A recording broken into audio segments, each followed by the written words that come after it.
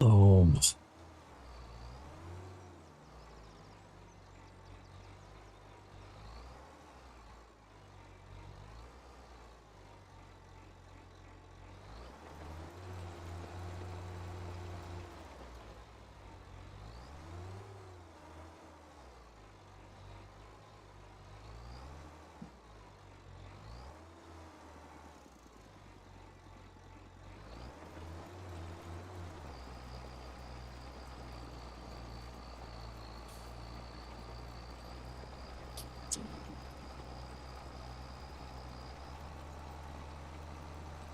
What are you looking at? You still got your chewy bum. You still got your chewy bum. Wow.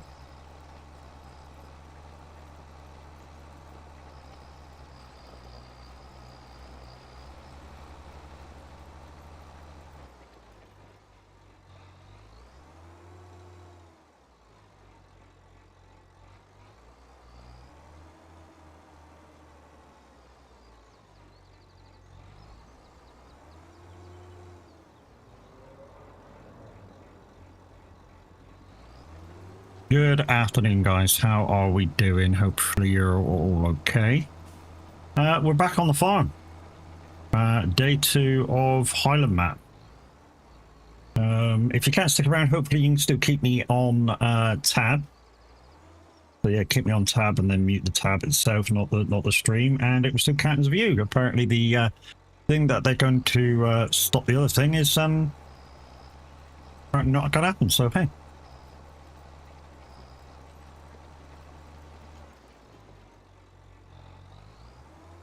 But guys, let's get you on the gaming screen and let's go. Hi, how are we doing? Hopefully you're all well.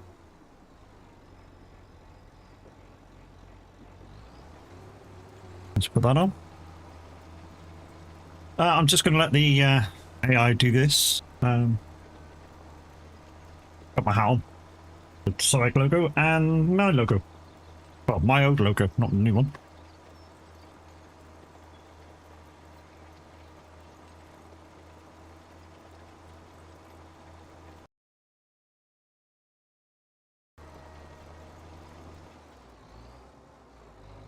So this dude's nearly finished. First things first. The thing if the gate's been broken apparently is just multiplayer. Because I'm able to open and shut gates, so yeah, that must be just multiplayer. Not been able to do that.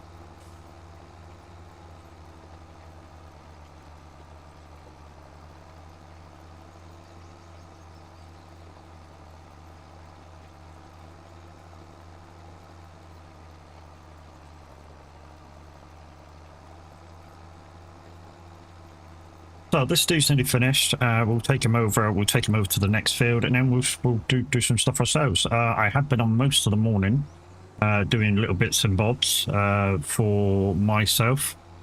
Yeah. So, wow, music's pretty loud today, and these earphones on. Let's turn it down to 40. There we go. Feels like I'm shouting at you.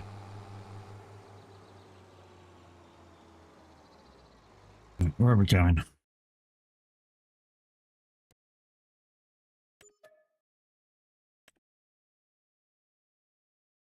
14, so over near the... That's over near the thing. I'm there, and it's over here, so if I go left, find a second left, second left, and then follow, and then just before you get to the bridge, right, okay.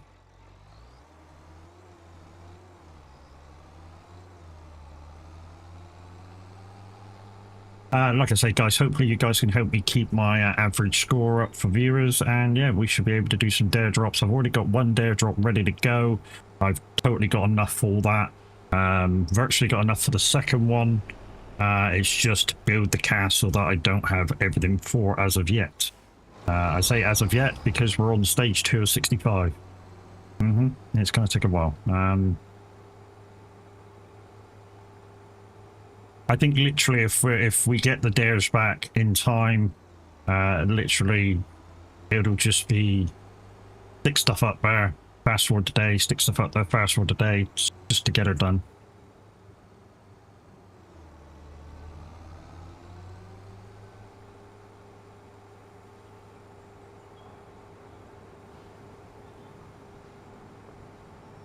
Oh, one thing we did notice earlier, offline, guys, is, you know, we used to have the thing with the bell wrappers where if we were touching the next bell, it would fling the bell back. Apparently that's back.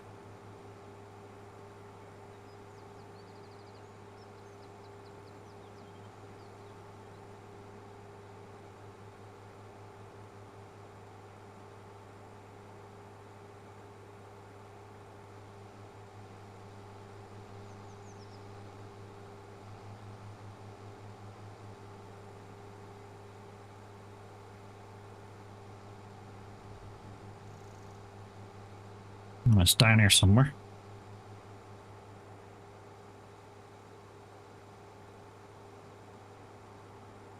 That's the warehouse where we've been selling everything. Hey farmer, how's the Scottish Highlands treating you? I am liking it more the more I play on it. So the more I have a chance to play on it, the more I like it. So I said this the other day, you know, I'm not going to make a decision straight away whether this is a great map or a crap map. It's definitely not a crap map, that's absolutely for definite. Whether I like it or not will depend on how many times a day I come on it, and like it grabs me and goes, come on, let's do some more, let's do some more, let's do some more. And it is doing, so, you know, it is growing, like I said before, it is growing on me. There you go. So...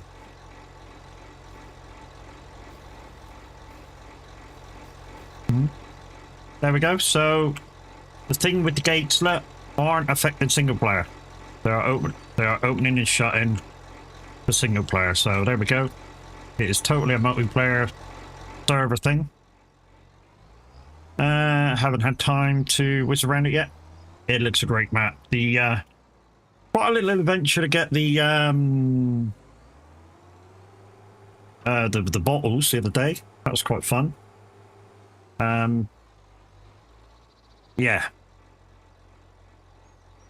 The one thing I will say, if you don't want any help getting the bottles, the one thing I will say, which is kind of not a spoiler, it kind of is, but less than what maybe other people chance to give you. The next one from where you find the first one isn't very far away if you start in the right area. That's what I'm going to tell you.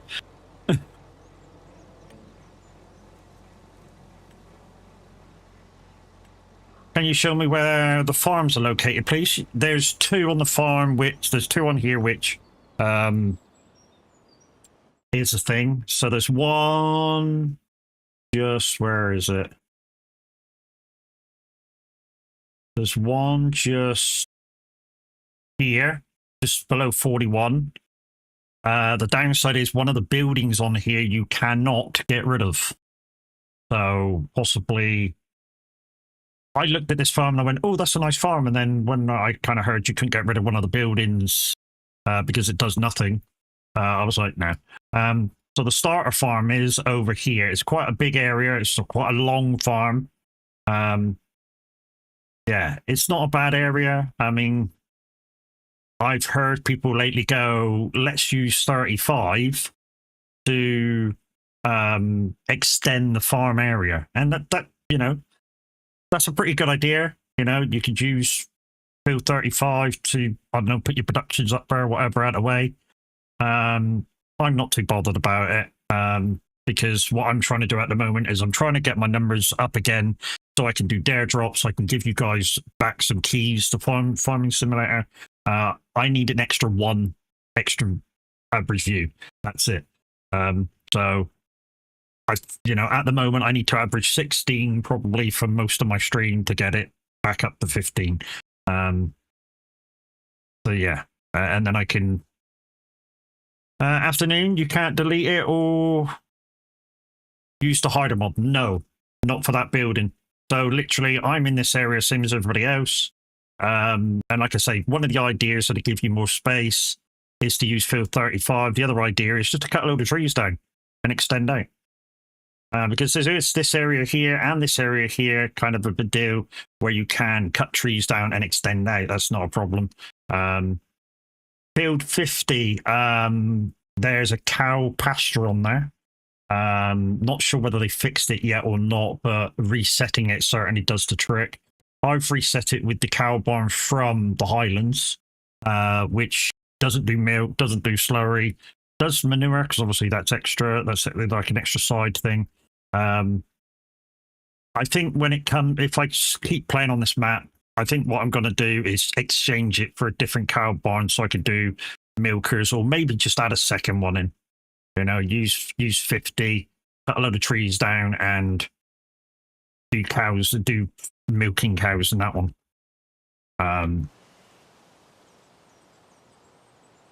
One of the things that I am doing for dare drops, if I can get my averages back up, is to repair the castle. So they're currently on phase 2 of 65.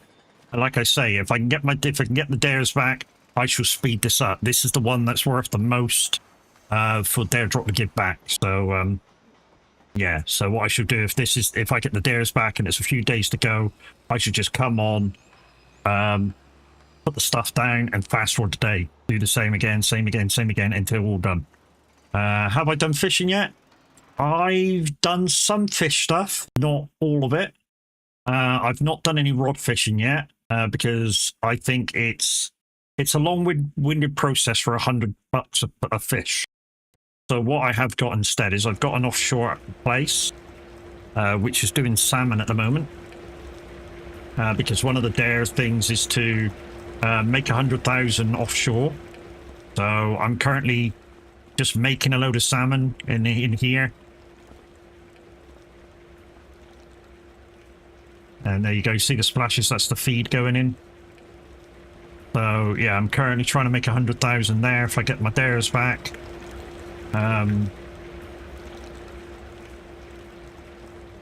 There's some pallets ready there of adults. All I have to do, if that fills up, I'll start putting them on the boat. Like I say, it's 100,000, and I got trout actually growing at the farm at the moment. So there. So I've got trout here. So I've got some fish food ready to go in just in case I need them.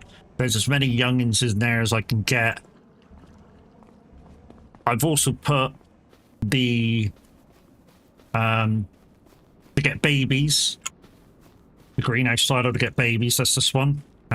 This thing is to make your fish food out of... well, I'll show you the recipes.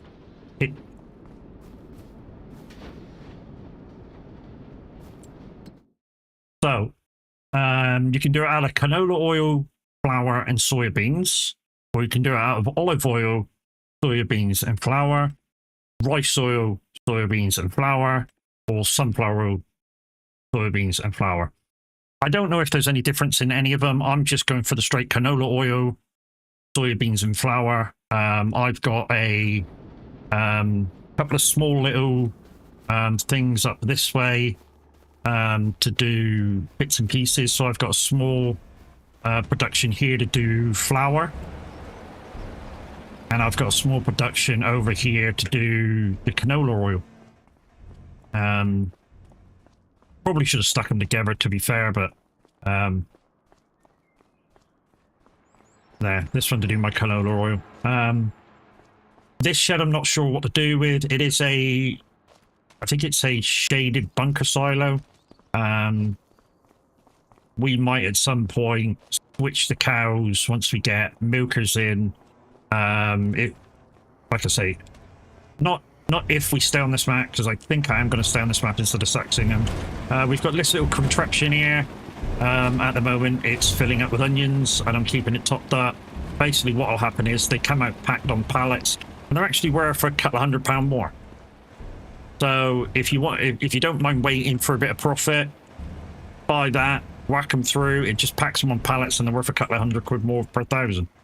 And of course, if you get 3 or 4 things together, you know, it's 5 things is a 1,000 extra, and vice versa. You know what I mean? Right.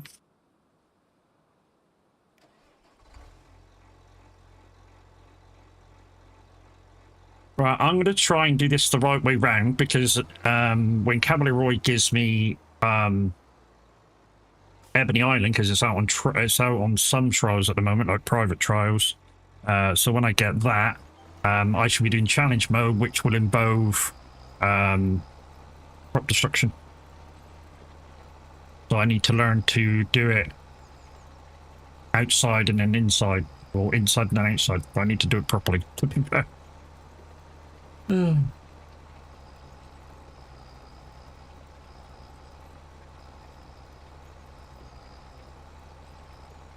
But yeah, get your friends in, get my averages up, and we can get those dare drops done and get you guys some keys to the game.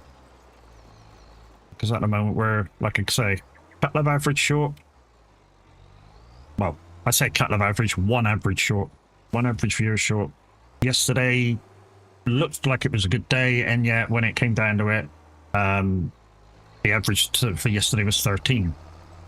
Like I say, normally that wouldn't bother me, the averages, but considering that it's stopping me from the dare drops now, yeah, it's kind of bothering.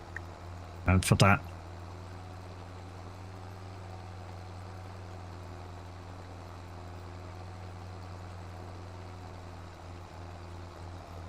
So when we go to do the main headlands, I'll be doing like just after the gate round. So when I finish, yeah,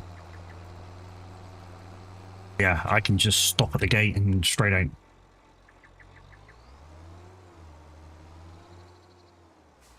Also, I wanted some of my kit to be the starter kit, so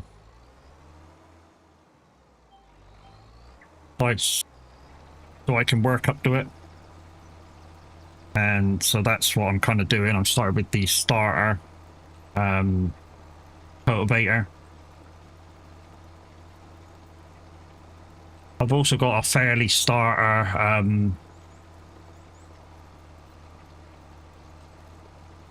header.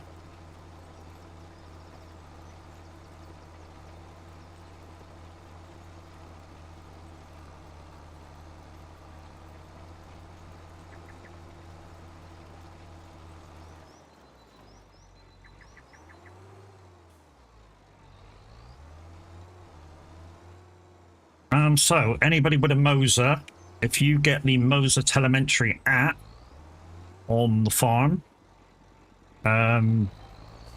although I think it helps with the screen, if you've got the screen, the LED screen for your Moser, it helps with that, but it also creates some different sensations through the motor, which I don't think it should be doing because it's named a Moser telemetry app, so yeah. So I've switched it back off again. So I don't want those extra bumps. This is quite hot with the hat on, actually. Jesus. Bronsky Funny, thank you very much for the follow. Appreciate it.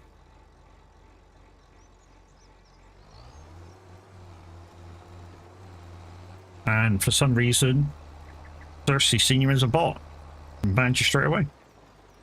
Oh dear.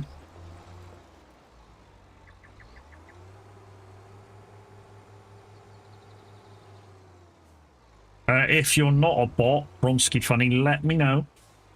And maybe we can do something about it after stream.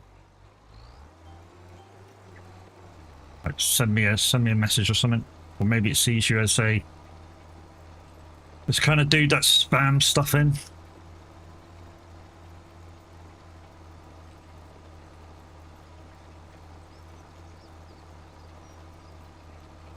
Yeah, I've had a scalping.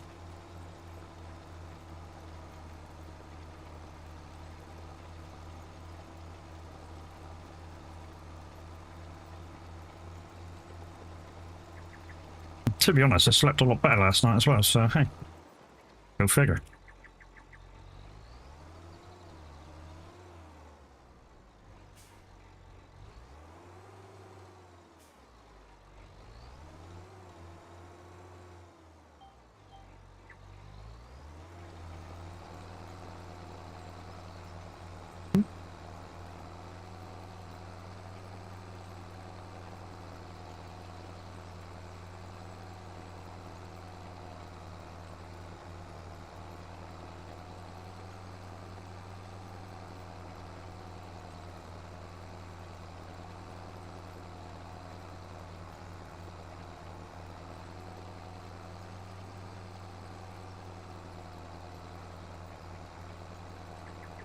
Right, I'm currently watching Tab at the same time as doing my thing, and I think he's stuck at a bit that I was stuck on with the long trailer. I think it sees there's like a lump in the road, and I think it sees it as a bit of a thing.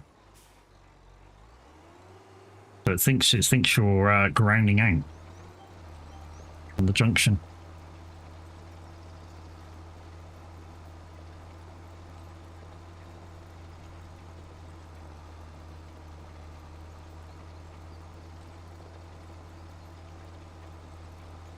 Wolves in Saturday landscape. How you doing? Howdy, Matt. And all. How's it going? It's going all right, mate. How you doing?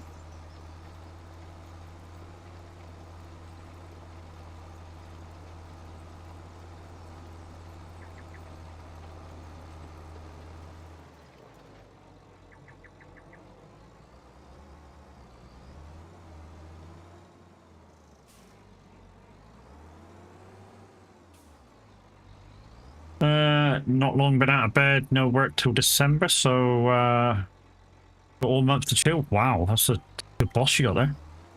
Holy shit. Off to December, shit.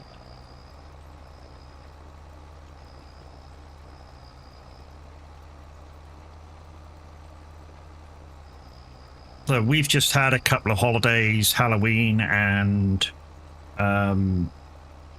Guy Fawkes Night, otherwise known as Bonfire Night, where, you know, people go out and watch fireworks and stuff, or they have home fireworks.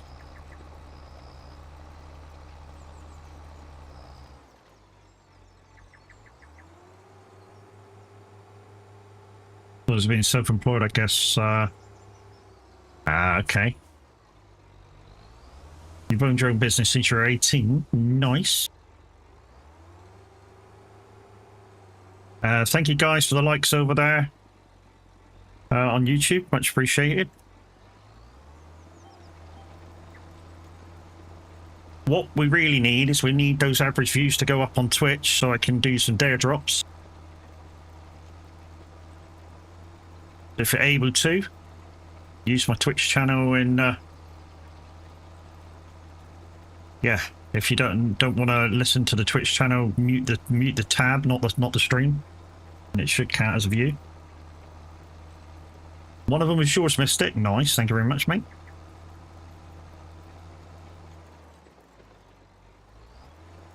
So there's like 28 days to go on the dare drops, guys. So we've got a little bit of time where we can get the average views up, but you know, if I can get them done sooner rather than later, then obviously we can get those keys out to you sooner rather than later. Like I say, I've already got one lot lined up.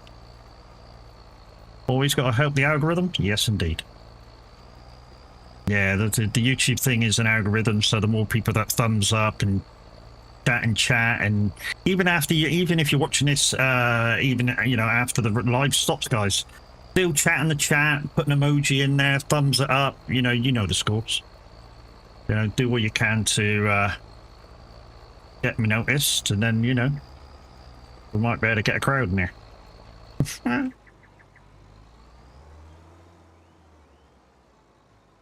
Also, the giveaways, because they're done through Lumiere, count you guys on YouTube as well as Twitch.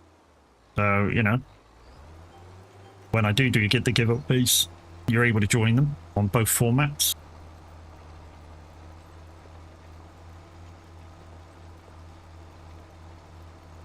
So even without dare drops, guys, there will be a giveaway on the 15th of this month. Very small one because I didn't get much of a payout from Twitch this month. To be honest, it's been a bad couple of months.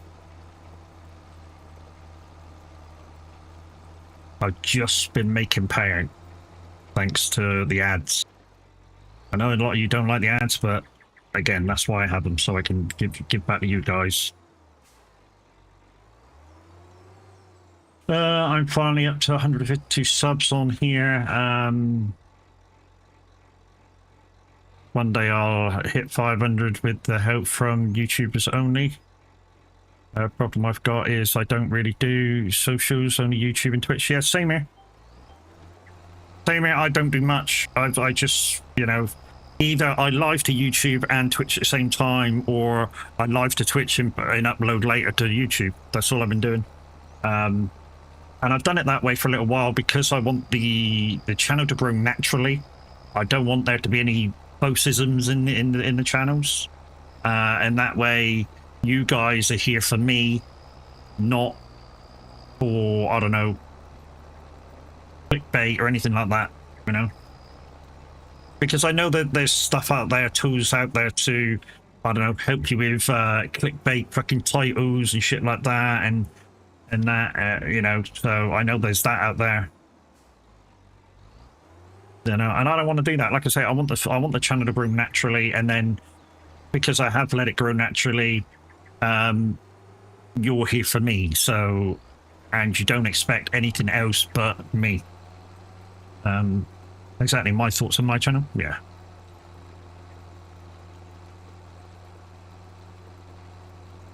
I do watch a lot of YouTube, but the main people I watch on YouTube is that I got one guy that I watch that does like an animated series of farming on Farm Sim, and he's brilliant at it, and I watch him quite a lot. I watch a real farmer, millennial farmer, quite a lot. Trucker Tim, but other than that, I don't really watch that much on YouTube anymore. To be honest, a lot of the time I haven't really got the time to watch it. To be fair, between streaming and radio, although I may have to invest in another piece of software for radio because, yeah, virtual DJ seems to be flaking out.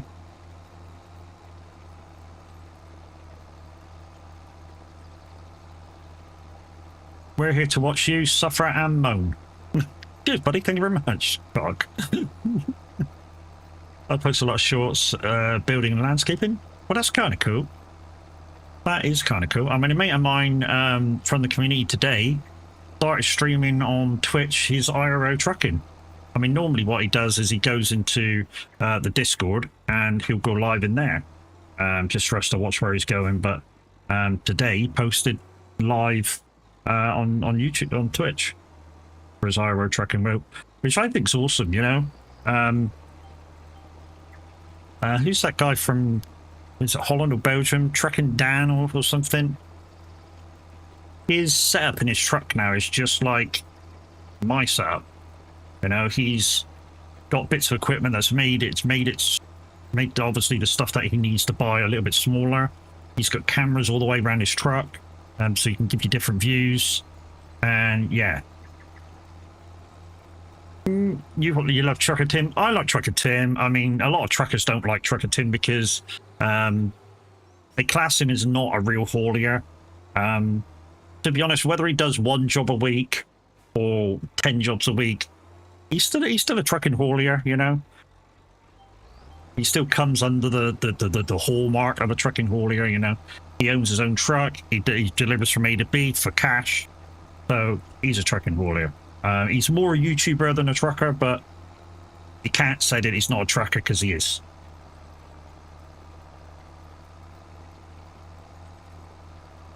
I've emailed Helen or Tim to see when us YouTubers can have a go on the truck sim. To be honest, mate, he could probably drive that thing better than you because he is a real life trucker.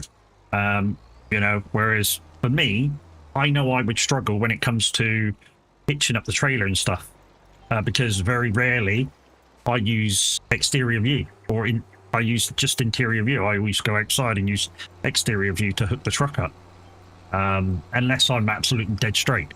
But like if I've got a parking area that's a 90-degree left or right hook to get in a space, there's no way I'm doing that. You know, I'm not a trucker. That's why I play a truck sim, because I'm not a trucker. So, you know, I am learning how to do it, but it's at the moment it's very, very hit and miss whether I can get it into that space or not. Literally, I kind of make it when I go into a space or a delivery area. I just kind of make it easier on myself by lining it up, so I can virtually come straight in.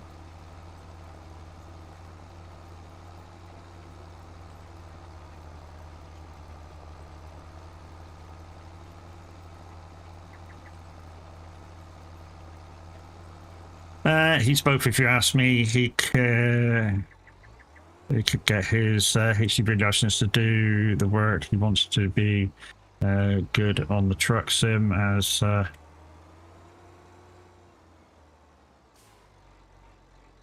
trucking with my dad about 10 years ago. Learned from him, done a couple. Nice.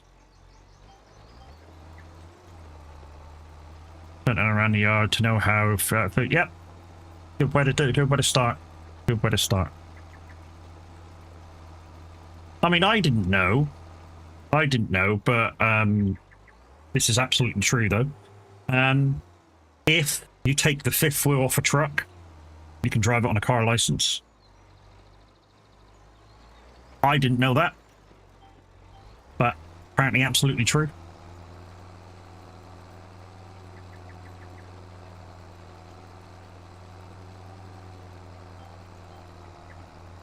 Apparently absolutely true. If you take the fifth wheel off an Arctic lorry and drive it bobtailing, you can drive it on a car license. To me, I think that's kind of dangerous because you've still got a 5, 6, whatever the truck is weight ton thing over what a car weight is. I think you still should have some kind of truck license, even if it's a 7.5 ton truck license. I still think you should have some trucking license to say you're able to drive a bigger vehicle. But no, just a car license. Not sure on that one, but if you put not on hire on the side, you don't need the CDL. Yeah, in the UK, if you take the fifth wheel off, you can drive the truck on a car license. Lurking as on Pro Mods. Nice, mate. How are you liking Pro Mods? Is it your first time on there?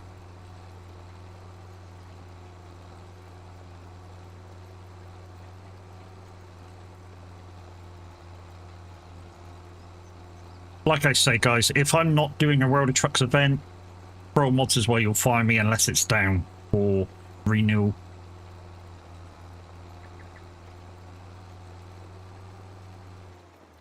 I do not play that game unless I got Pro Mods.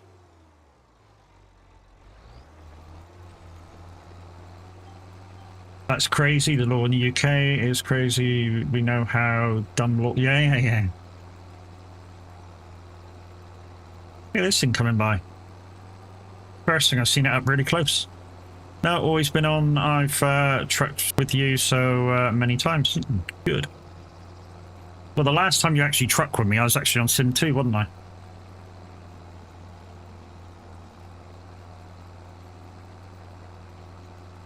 Right. What we're going to do now is I'm just going to lift. I'm going to go up to just before the gate, and then we'll start from up there. Why? Because I'm trying to learn how to do, or try and get in my mindset of how crop destruction kind of feels, so that when I've actually got to do it on the competition map or not competition map, it's not competition, it's just a challenge map. When I do it on the challenge map, it'll already be in there to do. You're doing Oslo to Villa run? Nice. 2 hours, 10 minutes at 58 mile an hour. Well, no, it's 2 hours, 5 minutes in it at 58 mile an hour. If you do the one I normally do, Toronto to Oslo, it's an hour 45 with no shortcuts. Not long crash on the road. Really? He's back on ETS? Well, yeah, he is back on ETS. He's got banned the other day. I thought he'd go over to that other VTC, do this American truck thing for a little while, get bored and come back to us. I really did. Or was that just wishful thinking?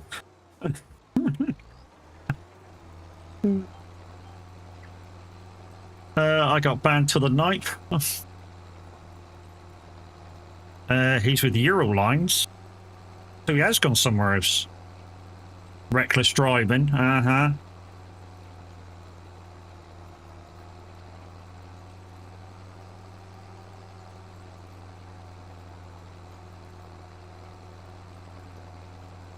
Frustrating, don't have been yet out of dirt.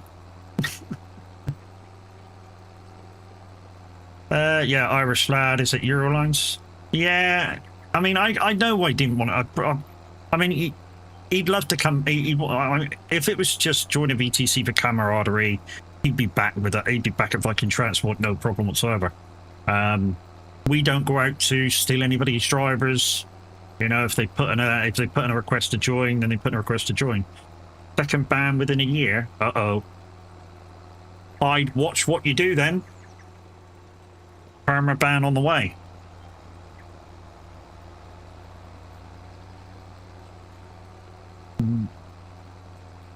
You need to be careful for at least 6 or 8 months.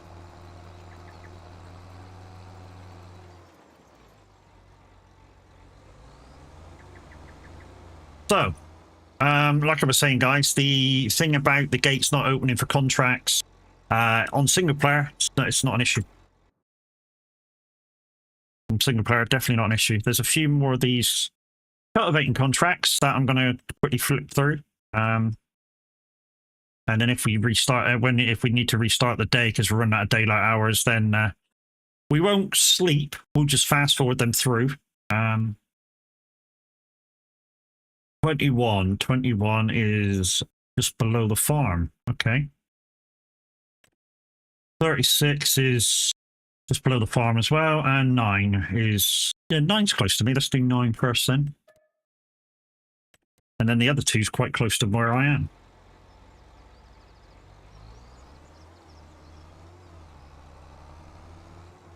So we'll work our way up through the cultivators. I mean, we've got £307,000 at the moment, so we could, if we wanted to, flip back the shop and upgrade the cultivator, because they won't cost, the cultivator won't cost a lot. Okay, the gate's to the side.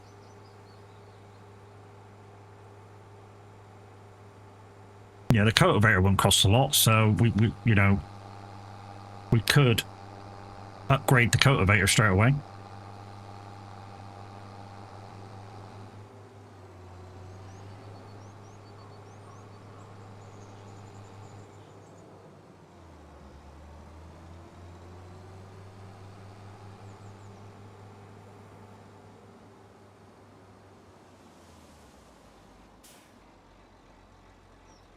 Could that be a farmhouse if you bought it?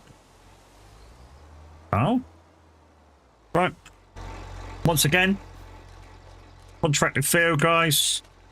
And I'm opening gates. So there you go. Once again, showing you that. It's just servers in online that are broken when it comes to open up gates for fields for contracts.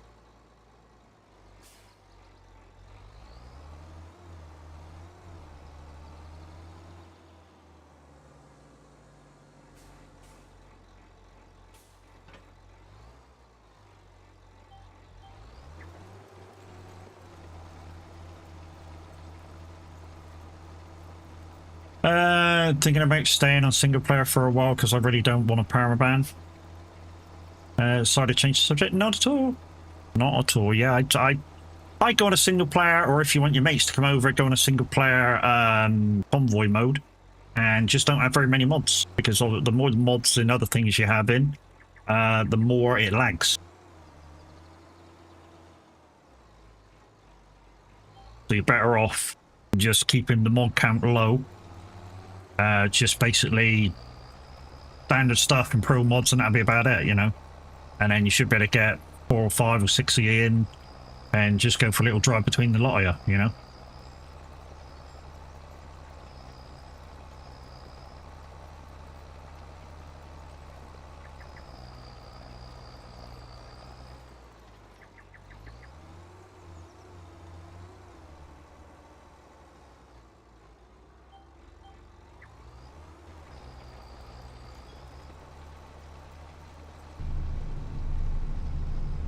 So we're in the New Holland, the new Holland. Tab's absolutely right. You know, it's the straightforward view.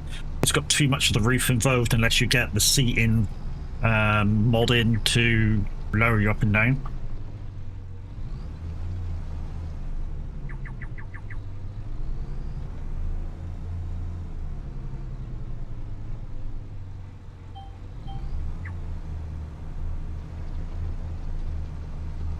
But yeah, but I do like the arm, the pillar for all your dials. I do kind of like the T7 with the laptop in the laptop or iPad sort of thing in the wheel. I think it looks more, I don't know, looks more like a today's tractor rather than a yesteryear tractor like this one.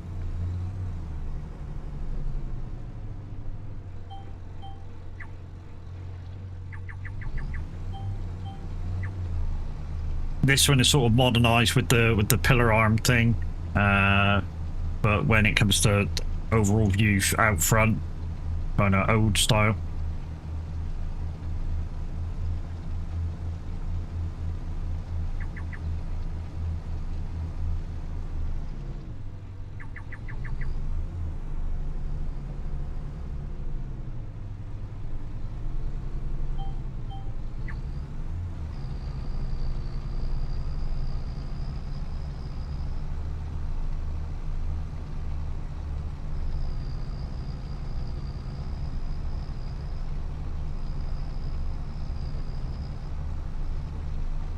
Like I say, for the dare drops, if we can get the averages back up, guys, I've already got one ready to go, so I can quickly do the video and post it in once I'm back above the averages. I think I've got a second one virtually ready to go, if we can get back above the averages and activate the dare drops as well.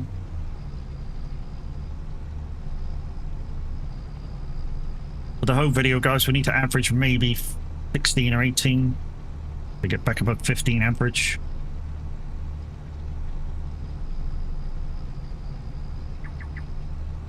So get your friends, get your relatives, get your pets in. Like I said, they don't even really need to watch. Just get them to come to the channel, and you know, don't mute the volume on the stream. You know, if they don't want to watch or listen, mute the tab. It will still count as view. This tractor is quite loud.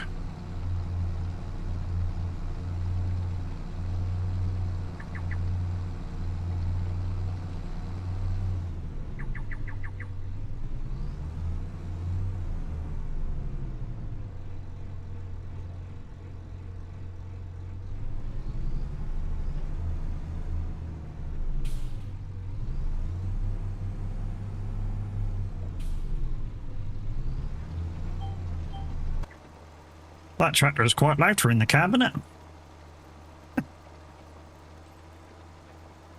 So that message can actually disappear for a little while. Hey, Mr. D, how you doing, mate? Just give me 2 seconds. Give me 2 seconds. Where am I going? Automations and lurkers. So I can turn that one off. Because we found out that what we thought that was going to be for isn't going to happen at a minute. But hey, Miss D, how you doing? How's Mrs. D and Midget D and Baby D and Heron D and he's got and people's going. He's got Heron. Did you know? You running on AMD GPU now? Want to build a cheap PC for my daughter? Yes. This isn't a cheap build though, Roo. This is far from fucking cheap. I've seen if your daughter wants a cheap setup.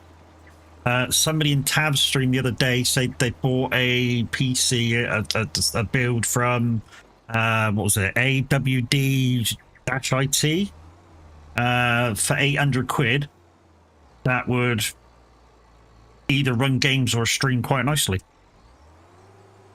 Whether that was a discount deal or what, I don't know, but yeah, apparently they bought one for their stream PC for 800 quid. That had quite nice specs on it. Your budget is 2k. Nice. Are you able to build it yourself, or?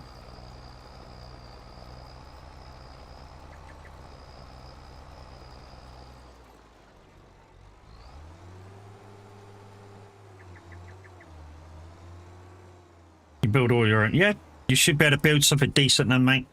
Really.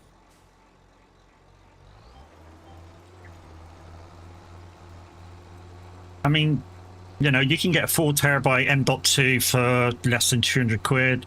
Processor, £2,300.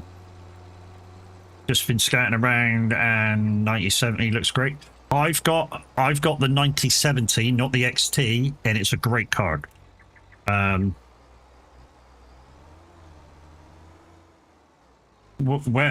I say it's a great card,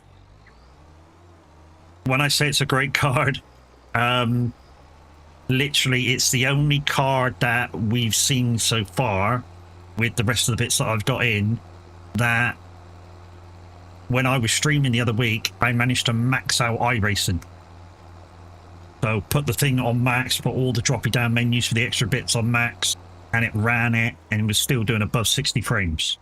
And that's just the straight 9070.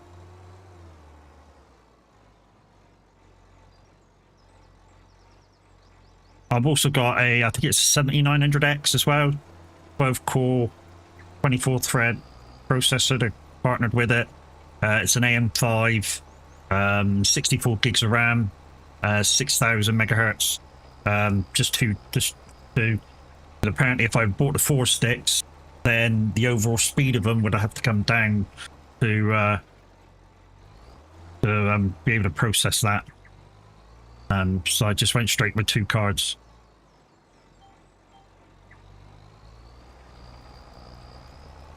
Nice specs, mate. Yep. I've also got a 1 terabyte OS drive. I've got a 1 terabyte OS drive and a 4 terabyte gaming drive. All wrapped in a Antex, I think it was called, case. Really nice fucking case. Came with 7 case fans. 7 case fans, all RGB for less than £100.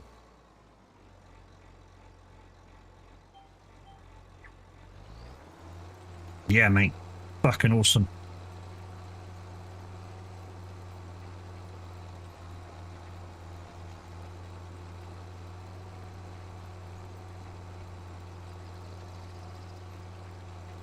The only thing I've had to learn is to use AMD, you know, so I can't use NVIDIA Broadcast to black out my camera. And anything else that I've found just does too much compression of the background. Last question, go on in. It's fairly quiet in here at the moment, mate. Fucking ask as many questions you want.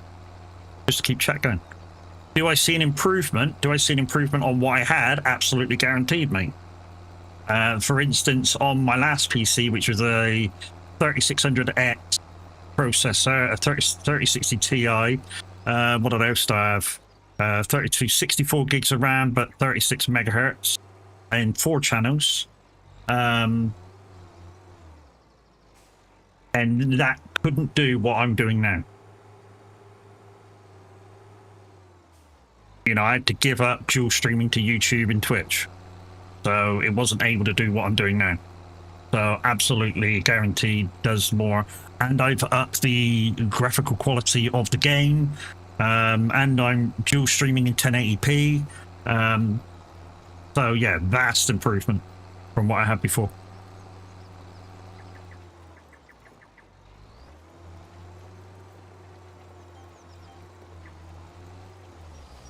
Got you up while I'm looking at websites. Nice. I bought most of my bits from Amazon and Currys. Now, Currys is not necessarily the cheapest place to buy stuff, but it was kind of handy because it's right on my doorstep. You said CCO online? I think it was AWD or AMD. That's it. AWD. Yeah, that's the one. Yeah. So there's a PC on there that one of the guys has bought for his second PC to stream with, but the specs you could game with it easily, and that was like £800. And he's going to use that PC to stream on, because you don't need a very big PC to stream. You know, if it's just streaming. You just need something that could handle gaming on its own without the game being too big or too graphical intensive. And yeah, you should be able to run a stream on it quite easily. My daughter wants to start streaming. Yeah, so you probably want like a third extra power to stream and game. Depending what the game is. You know, you probably want a third extra.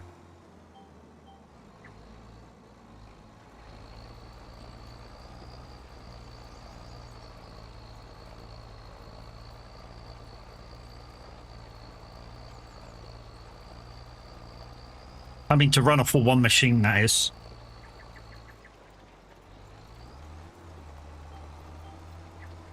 How's things anyway, mate? Yeah, it's good, mate. It's really good. Had a little bit of a down day the other day, where I woke up and just felt like dog shit. And literally, the wife said, you know, maybe today you should take a day off. And I was like, you know, you're right. I should take a day off today. And literally, if I'd have streamed that day and somebody came in, I'd have probably bit their fucking heads off. So yeah, it was a good thing. How's the shoulder? Comes and goes depending on what I've been doing. Also, on a lighter note, we're trying to get a team together to do a race this Saturday on iRacing. It's the 4 hour of Nuremberg. I've done it twice before with other drivers. I'm not able to do a 4 hour race on my own. Not one that's required to take a lot out of you. 167 corners. Each stint will be about 10 laps. No, sorry, less than that. 8 laps. 8 laps in an hour.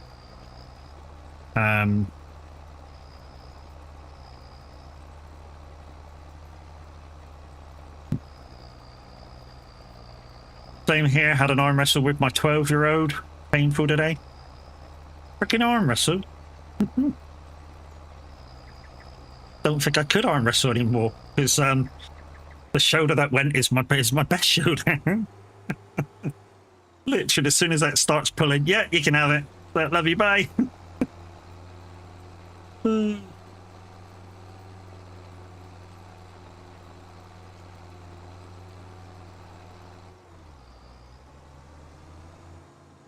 Right. So that's that contract done. So there's 2 more right near my farm.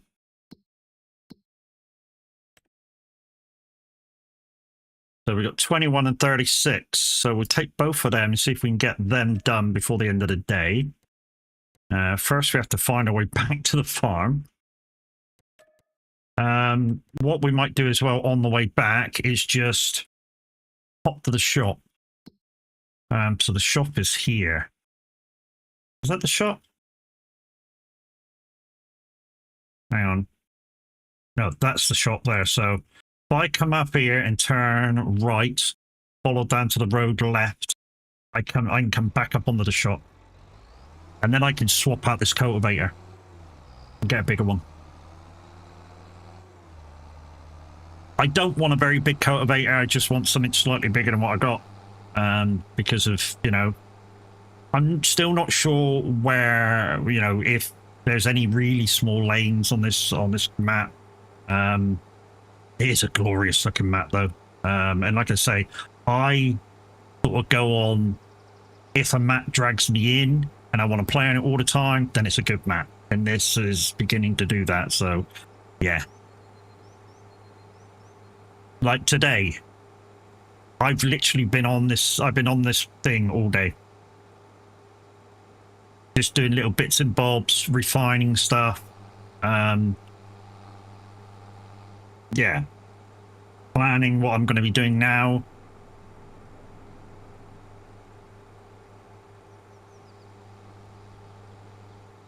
Right, so where is the... There's the sell point there. So if I go in and sell it...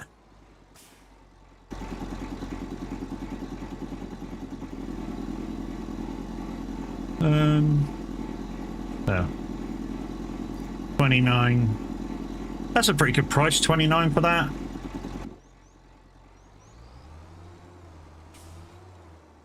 $29 for that. Right, another cultivator.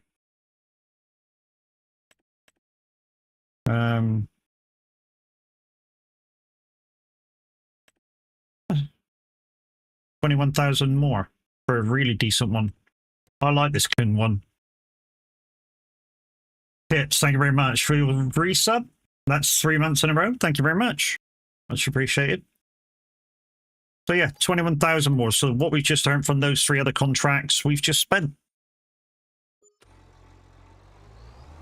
And we got a decent cultivator now. Oh yeah, the small one's pretty deep. Don't get me wrong, guys. The small one is pretty decent anyways.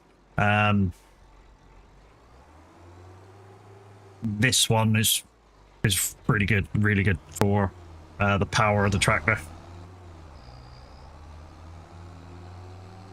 Woohoo, 3 months.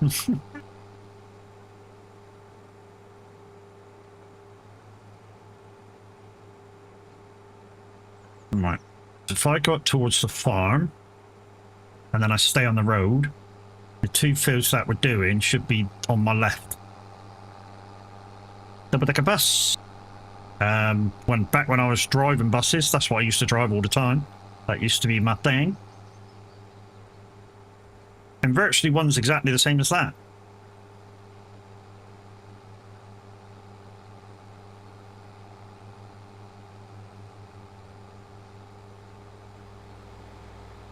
Got that butchery mod now. My mate put it in for me. Nice.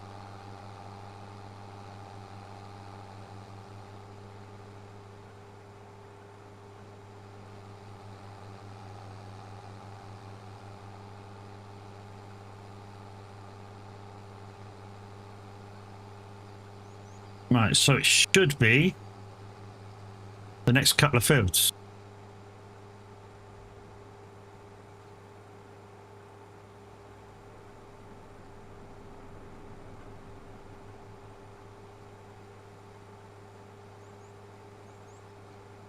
Oh, there we go. It's these 2 fields here, look, left and right. Beautiful. Right, so I've already been in one of these fields for a contract, which is why the gates are open. So let's just open the gates for the other one. And we'll do the small field first and then do the big field.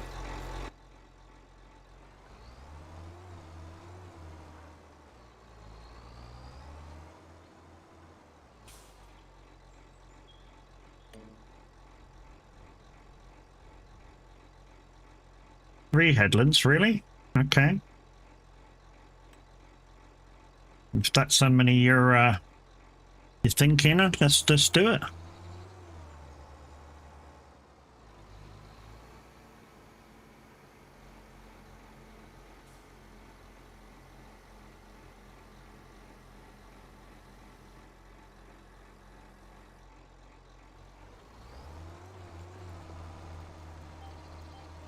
Also, I already knew that this cultivator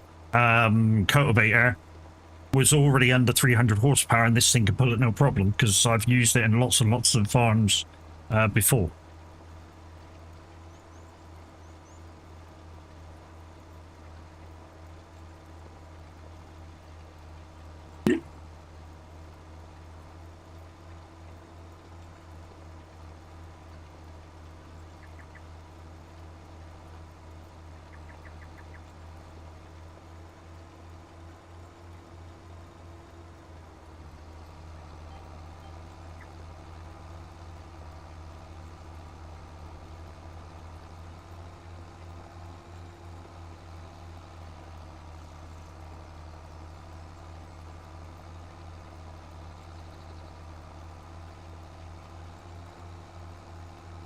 So you got the butchery working. How about the other thing that you wanted? Did you get that working as well? Because you wanted to cut the bits off me, didn't you? The butchery and whatever else it was.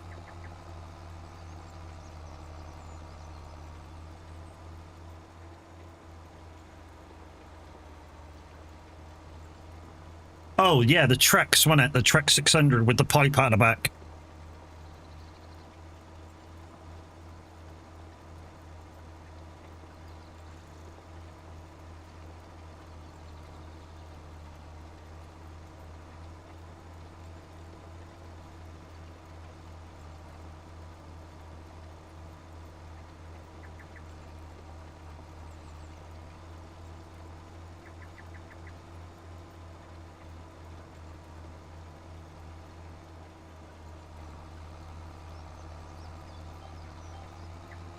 Not yet. I'll get my mate to do it soon. He's at work. No worries.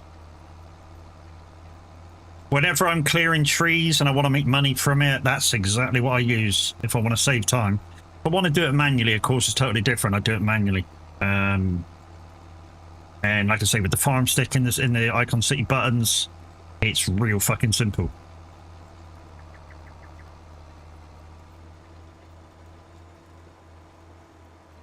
I mean, the farm sticks has its problems, and even the newer versions of it still have very similar problems to what we had before. You know, I know Tav bought the Xbox version, and he still has problems with the looking around, doing a bit of stick drift, and the twist still being super sensitive. So they're common problems. But for this game, you know, I just turn those functions off in game.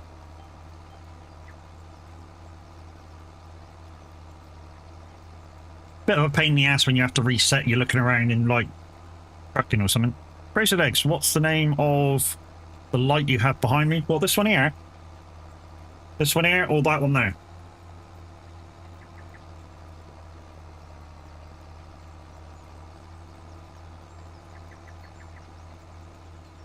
The M, they're just the cheap ones you can get off of Temu.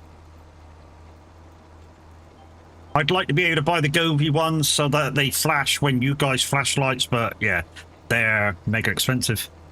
As many as I want.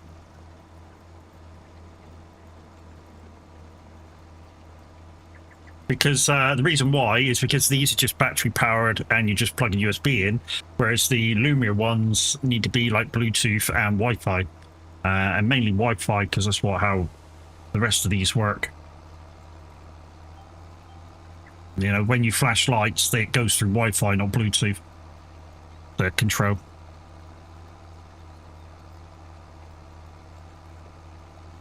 But yeah, I'm able to buy other packs and obviously make that bigger or smaller or whatever I want to do with it. You know, if I could like get other packs from Temu, obviously they've got to be the same manufacturer, but yeah, all it is put a connection like chip in. Looks a bit like a SIM card. Plug that into one, plug it into the other, boom. Next light in the format working.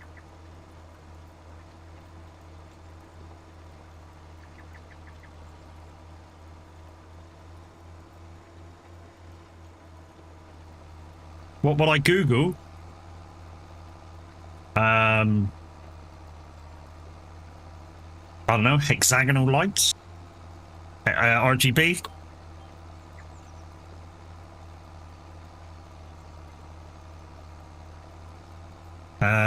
If they want a little bit more than that, hexagonal RGB lights.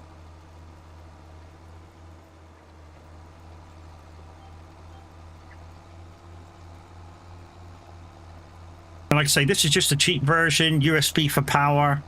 Yeah.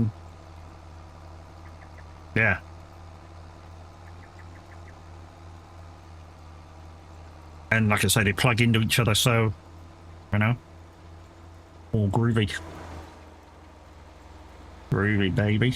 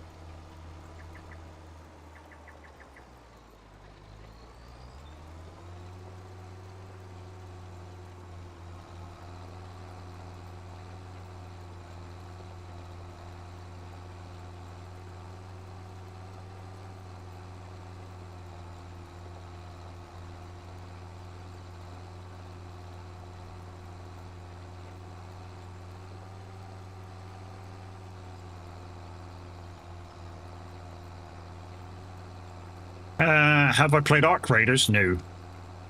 I've watched other people play it. It's kind of not my game.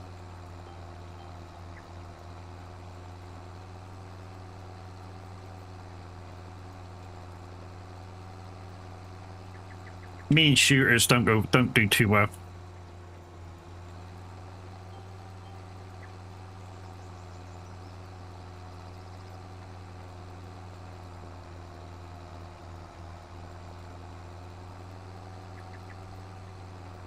When you know my next iRacing stream, hopefully Saturday, for the 4-hour Nuremberg, if I can find another couple of drivers.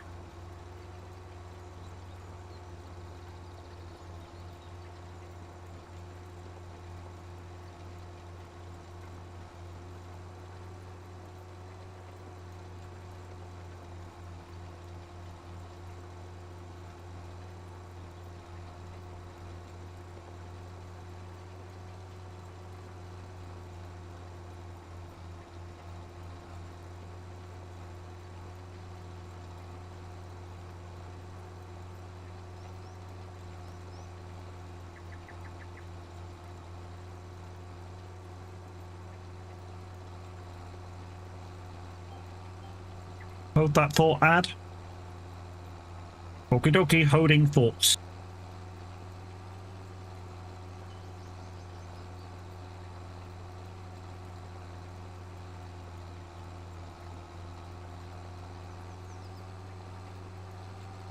Oh, look. There's a gate.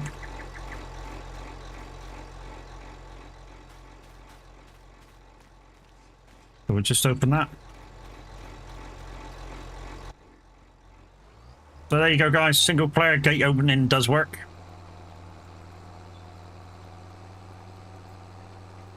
And just in case I do put my game on multiplayer, guys, I'm going to go around and open up all the gates because people using servers and online are getting problems opening gates. So.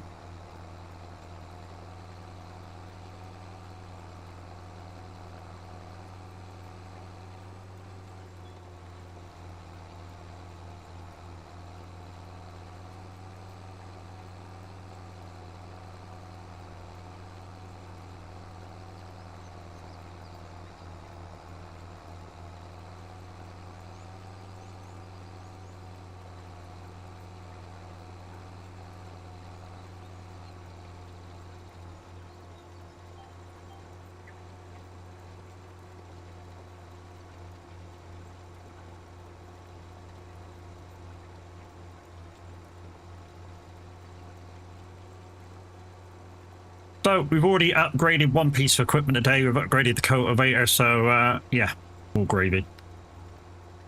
And we were doing, what were we doing at the start of stream? We were doing, oh, we were doing this. But just before we went live, we were doing a bit of bell wrapping. And it seems like the what used to happen when you're bell wrapping, if you got too close to the next bell, you know, it's throwing the bell miles the other way. It's back again. I'm back. When is the next race stream? Hopefully this Saturday, if I can find enough drivers to drive it. So I've currently got one driver wanting to give it a go that's never done it before. So I need 2 more.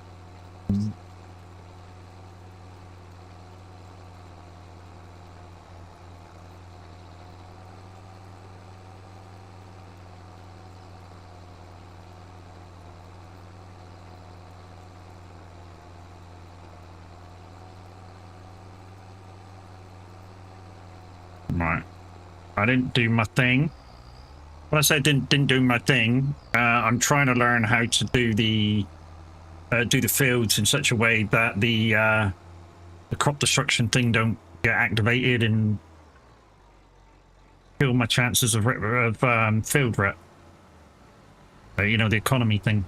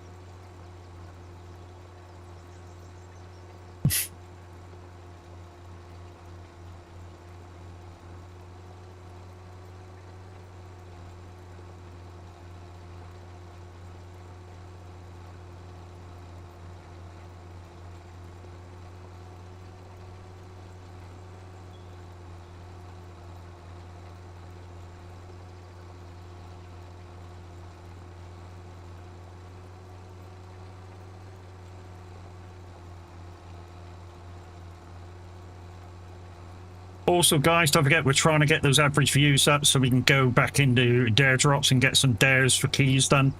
Yeah,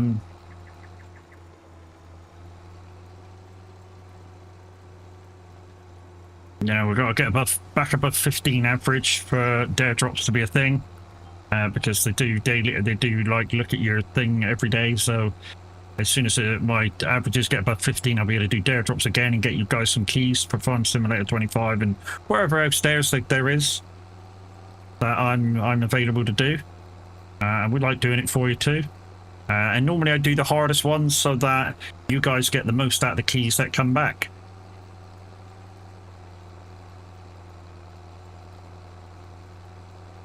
So yeah, get your cats and dogs and register for Twitch and get them online and get them to watch and yeah, and all that jazz. Those marathon races are fun to watch. I get invested in it.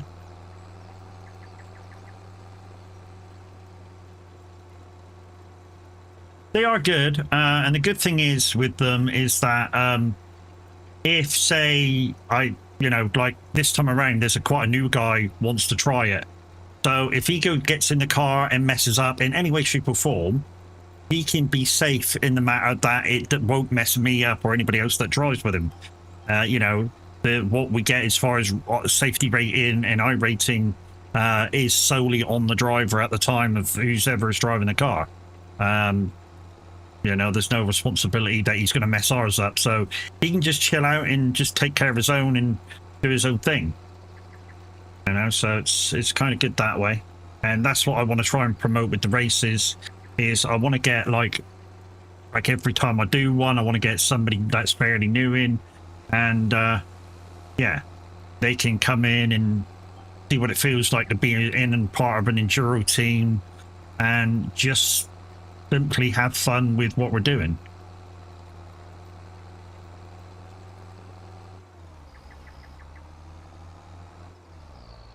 And like no pressure. But I think that's the biggest thing, no pressure. And we sort of giving, while you're, I mean, you've watched the races before that I do, we give encouragement, we we spot, you know, there's one person we always dedicate to spotting, keeping an eye on fuel and stuff. You know, just ask you small questions when you're able to, like how's the tires, how you feeling, you need to go toilet, shit like that, and then, you know, you can swap in and out how you need.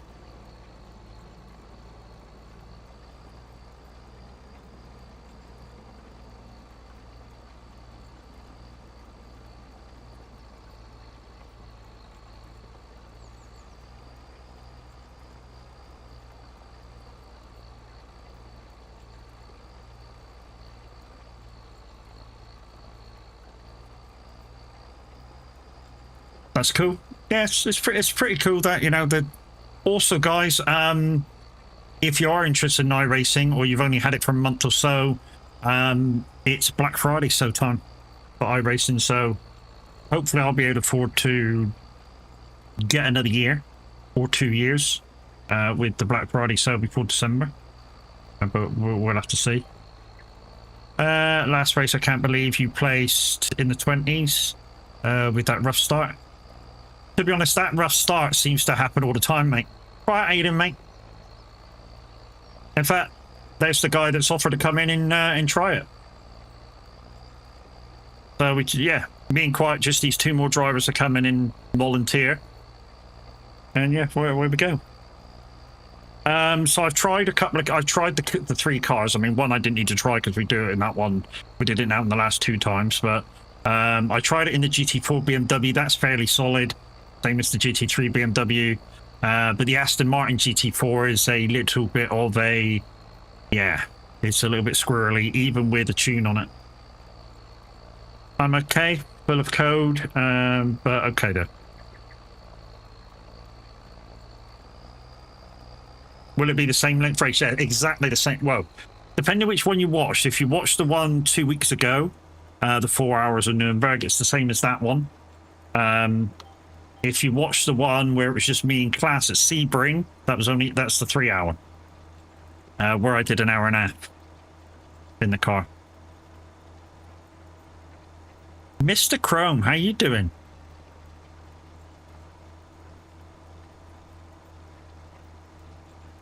Ladies and gentlemen, it's the godfather of Forza Horizon 4.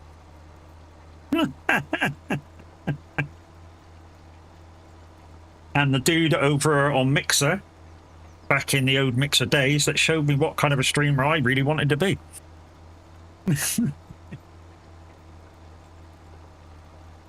What track will we be racing on? Nuremberg. You'll need the Nuremberg combined because it's the combined between the Nordschleifer and the GP circuit, so you're going to need both.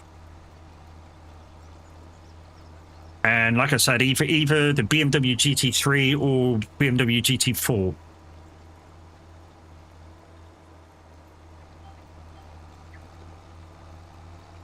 You don't want to know. Okay, I don't want to know. Have I been practicing? I know that track like the back of my hand. I don't need to freaking practice. I mean, not being big-headed. Literally, we've done... what have we done at that race now? 12 hours? Plus, I've been doing the Ringmeister, which is basically the same ones, the same track over the last couple of weeks. So I've kind of done, I don't know, 100 laps in the last 3 months on that track.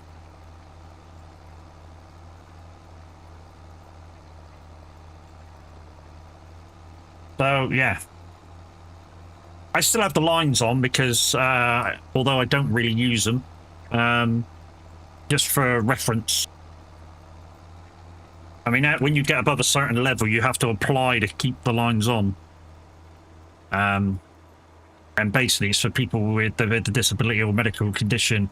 I just asked very politely, you know, could I keep them on? Because I plan to do a lot of different kinds of races, to be on a lot of different racetracks, and it would just help me to be safe. And they went, yeah, okay, no problem. I was like, okay, thank you.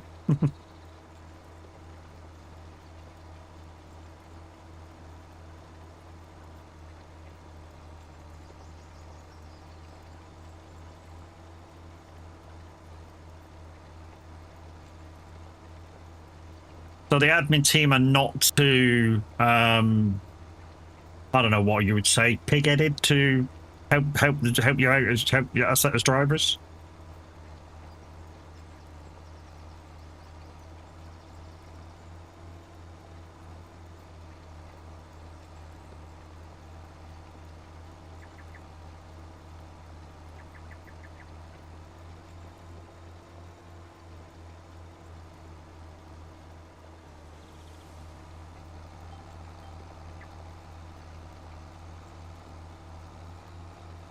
Right, let's get a few shout-outs out.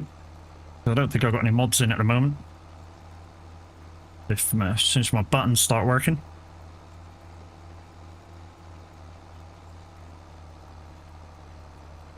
Twitch bar raiders. Yeah, they had a problem with this shit the other day, but they fixed it, so... Come on. Hello? Right. It's still not doing what I want it to do, because there's apparently people in here that haven't spoken yet, so yeah.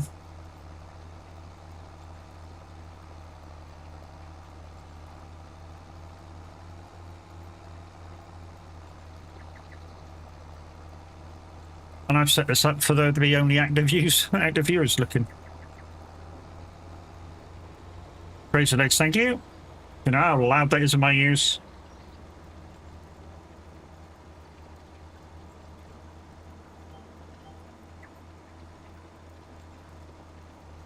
You're still here? That's good.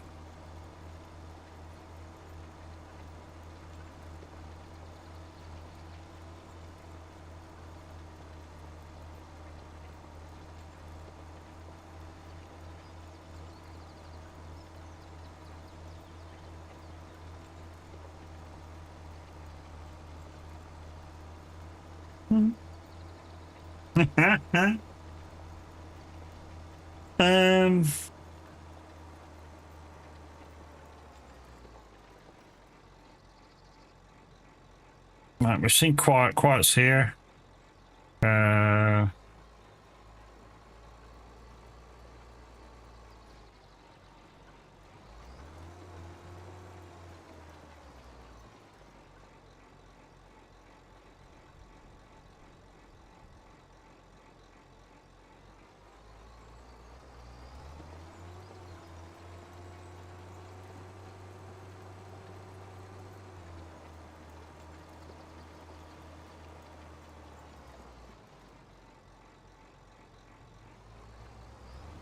It shouldn't happen, but it did.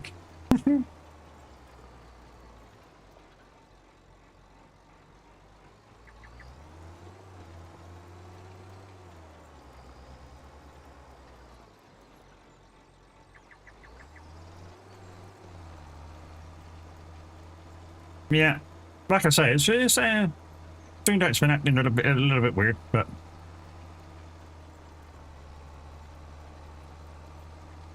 I think I might delete the button and put it back in.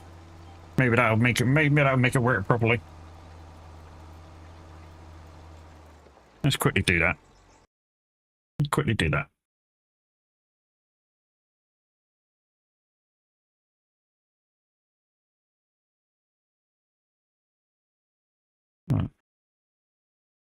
Twitch.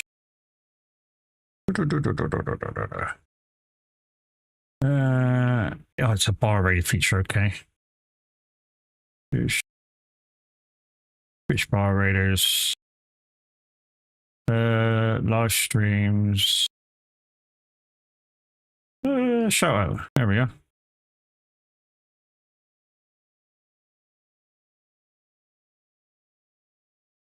Active, yeah.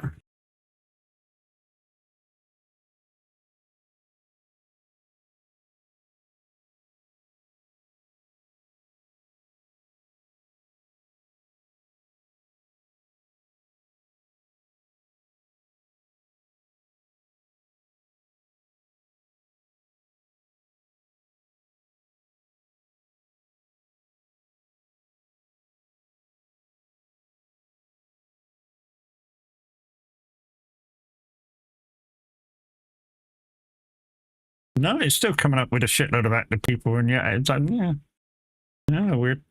Okay, let's try the other mode.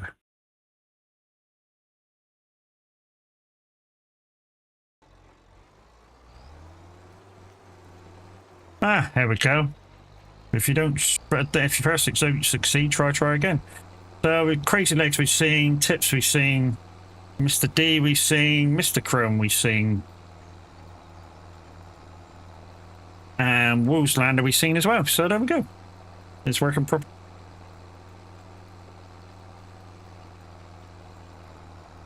It's a twofer. It's a...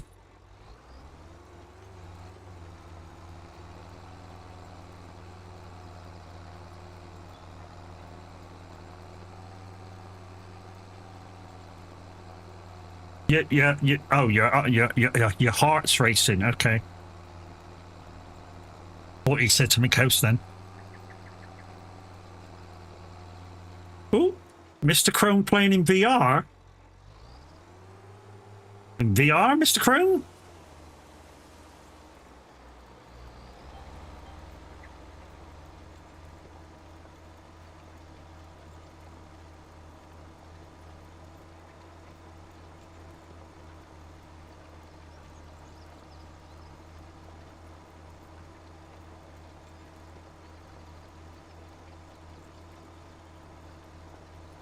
Thank you.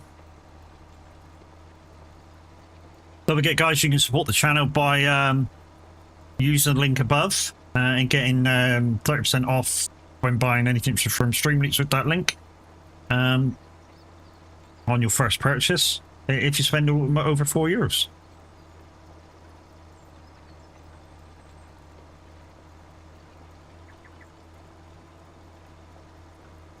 Always hydrate, you're welcome. As long as I don't have to hydrate too often. And then, yeah, it'll end up being a toilet stream.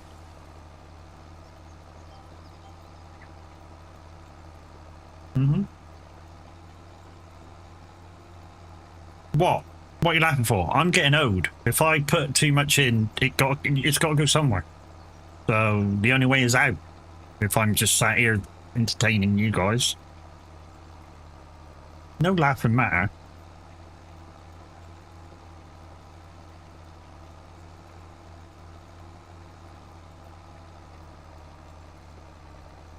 Nearly died last Friday? Oh?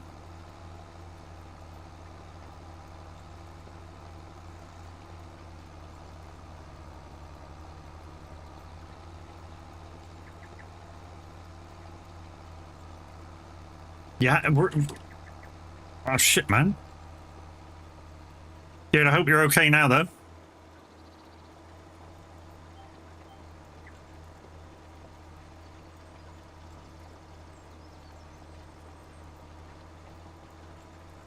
You're on an at-home drip of fluids? Wow. Okay. Are you going to be alright for Saturday, Quiet, or... Then put on meds? Holy shit. Does that mean you're not at the shop?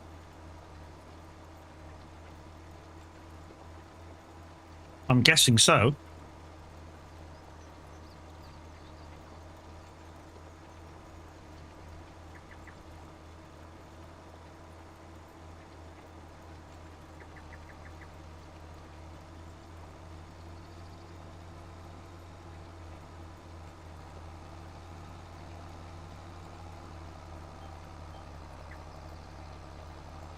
Few days off, okay. Yeah, it's finished the last one in an hour. The nurse takes stuff out. Okay. Well, as long as she's... To be honest, mate, all you really need to do is drive your own pace for an hour. As long as you can do that, you'll be fine. Just remember that if anybody comes up behind you, stay on your lane, stay on your line, and give them the course. Just don't drink much? Okay. Yeah, iRacing is very unlike any other racing game. So if you've got somebody quick coming up behind you with blue flag and you've get shown blue flags, it doesn't necessarily mean you got to get the fuck out of the way, because it doesn't. It just means there's a faster car coming up behind you. Be careful. And if you can let him by, let him by. But in iRacing, the main rule is that it's the faster car's duty, not willpower, duty to get past you in a safe manner, because he's the faster car. As long as you're not weaving all over the track, so he can't pass, then it's his duty to get by you, not for you to let him by. So basically, just stay predictable and, yeah, don't swerve in the braking zones or anything, and they should pass you quite easily. Especially if we're in the GT4 BMW, we'll be a little bit slower per lap. If we're in the GT3 BMW, then we've done that. We've done it for 3 races now in the BMW GT3, and it's the tune we use is really, really stable.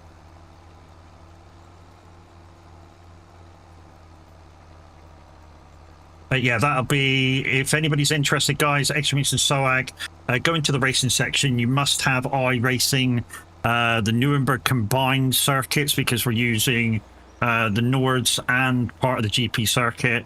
And the car is you've got to buy the car as well. So it's, like I say, either the GT4 BMW or the GT3 BMW. You're probably better off buying them both. And then, obviously, you need to be up in D license as well, I believe. You'll have to look at what the Nuremberg GT races is stated.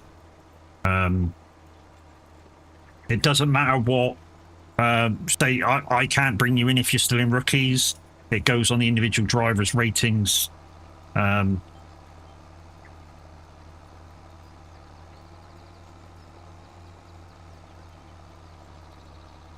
So yeah, your individual driver score is your individual driver score. So I think it's a D license you need to be able to be getting involved in the race. And like I say, as long as you're able to drive the car for an hour, like iRacing and safety rating is all on you. We should be there looking over your shoulder, giving you little ideas of what to do and how to drive safely. We'll be your eyes and ears on the track as well of where everybody is. Giving you small bits of information, because obviously we don't want to overload you with information either. And if somebody's within a second and a half, that's not your race, we'll let you know. You know, this guy's not your race. If you're able to safely, let him by.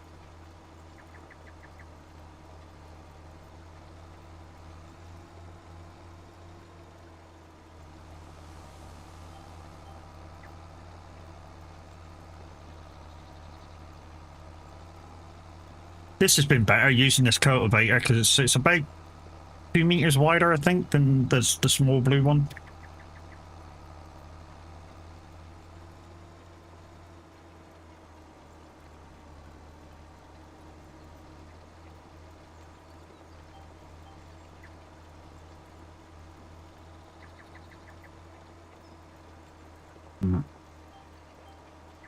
Right, first headland.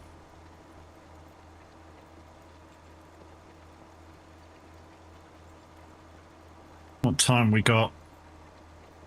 Coming up to, well, just gone 3:30 in game, so let's speed that up to 1 time, so it's a minute for minute. That's what that means, guys. If you want to start the day on exactly what you're on, obviously you'll have to speed it up to the time that we're on at the moment, and then just put it on 1 times, and it'll be minute for minute for what we are currently on to what the game will go on.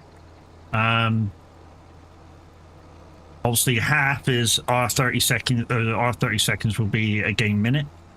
No, sorry, our minute will be the game's 30 seconds if you put it on 0.5. And then times 3, times 4, times 5 is obviously as they state. So when I get the new challenge mode, I got to go on chat times 5. But 4 days a week, so it kind of eases itself out. Except that part of the rules is at a certain time of the day, night, I have to tools down, go back home, do absolutely nothing until 7 o'clock the following morning, and then I can tools up again and resume what I'm doing. But with that, it's always your contract timings, because every contract will have a timing when it's going to expire, gets longer. Obviously, the more days you've got in the month.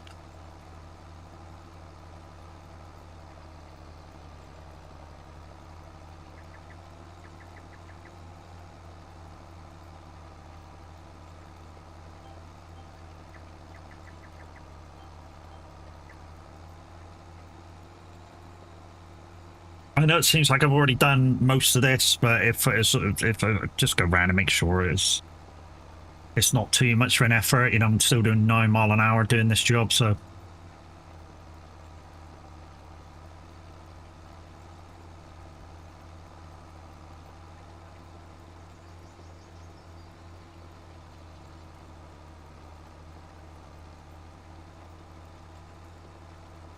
So yeah, that tip line, guys, is the only Streamlabs thing I use now.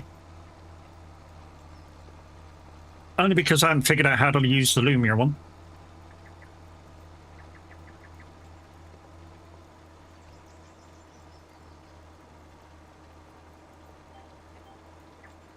As soon as I find out how to do my tip line through Lumia, then yeah, I'll be completely off the Streamlabs.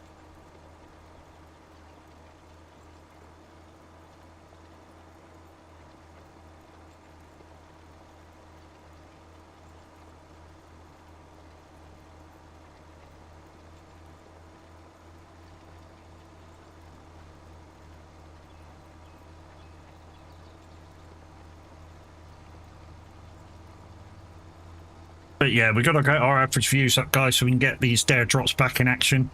The dare drops are a place where a streamer can get keys for doing missions on certain games, and then we can give them out to you guys as giveaways and freebies. And like I say, I need to get my average up by 1 person.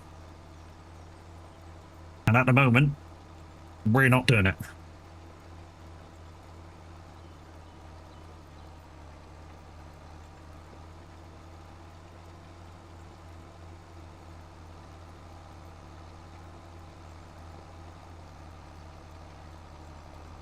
Tomorrow we'll be back on Roadcraft. It's Roadcraft Friday, of course.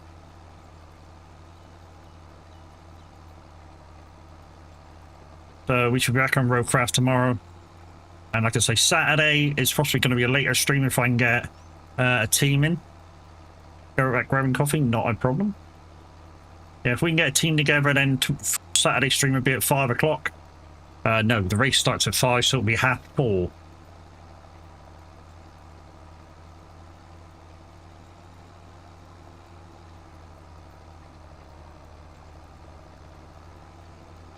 Who you got in at the moment? Just me and you at the moment.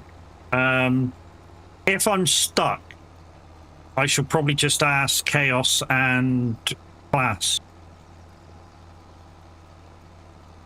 But like I say, I don't know whether anybody's answered today's message to say, look, this is your last chance.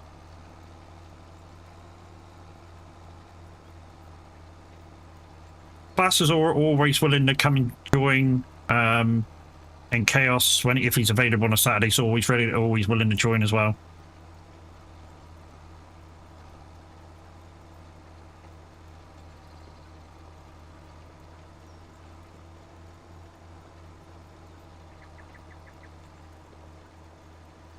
Right, so, like I say, I'm practicing crop destruction. So we're just going to travel back to the gate, and then we're going to start again for the last headland. And that way, when we're finished, we can just turn out and we're gone. And we don't have to drive over any of the field that we've already done.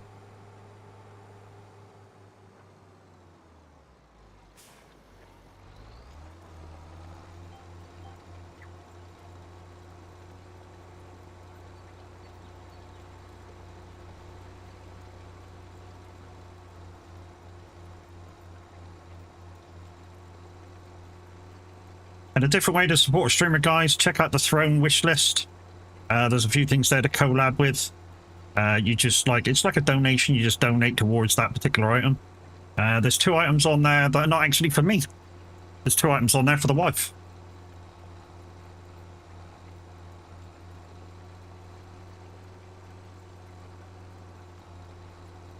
And hopefully we can get her onto the farm and the trucking.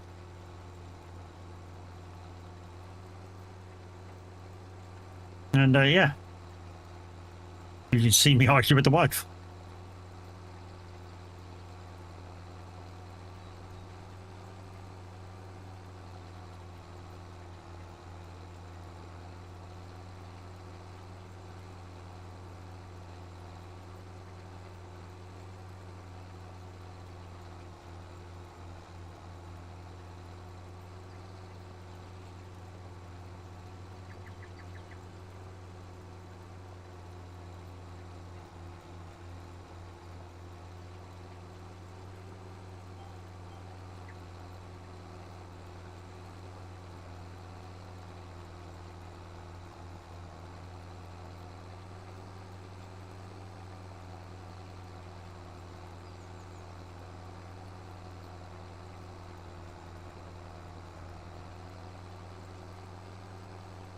I mean, all the guys, speaking about racing, a lot of the guys are upgrading to decent pedals and this and that and the other. I'm quite happy with my pedals, to be fair. I'm used to them. I've done thousands of hours on iRacing with them. I'm very used to them. I don't fancy an upgrade. I'd like the KS wheel from Moser. Simply because, obviously, the round wheel, when you're racing GT3s and GT4s, you know, your fingers can slip, you can miss a turn, whereas if they're the GT3 wheel, once you hold onto it, that's basically it. You can't go anywhere.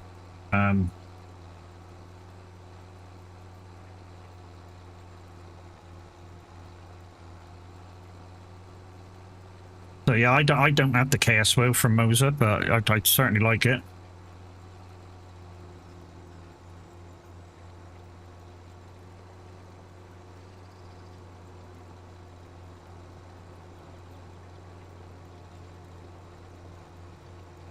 All of a sudden got really dark here. And it's only 3 o'clock in the afternoon.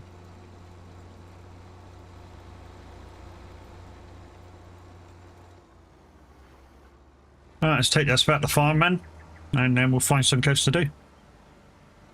When I say we'll take this back to the farm, see that laneway across the road?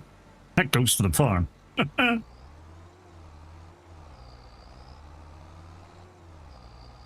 We need to just check on things, see how things are going.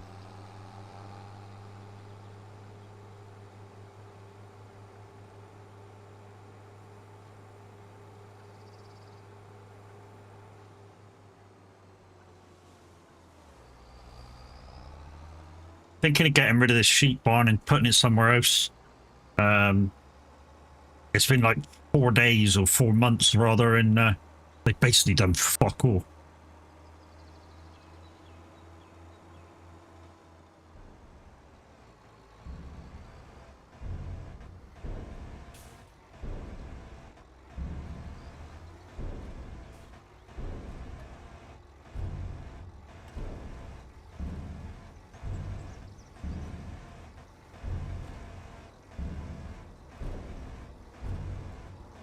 I've actually got the wrong bell wrap. I say got the wrong bell wrap. I wanted something that was a bit more noticeable. But the wrap I'm using is comes from Veteran Modding. It's the SOAG bell wrap. I'll show you it on the machine. It's better looking at it on the machine than it is when it's wrapped the bell. In the colour that it's in, so we're going to get another colour next time. We're going to use the colour that we've already got, but so let's quickly take you over there. Okay, so here's the bell wrapper. It's got a load of boxes on, and if you look carefully on that roll there, look, this son of a goat's logo. And when it's on the bell, you can't really see the logo. So I just want to get it in different color, and then you should be able to see it, not a problem. Right, let's put this away, and then we'll have a quick check around. See what he's doing.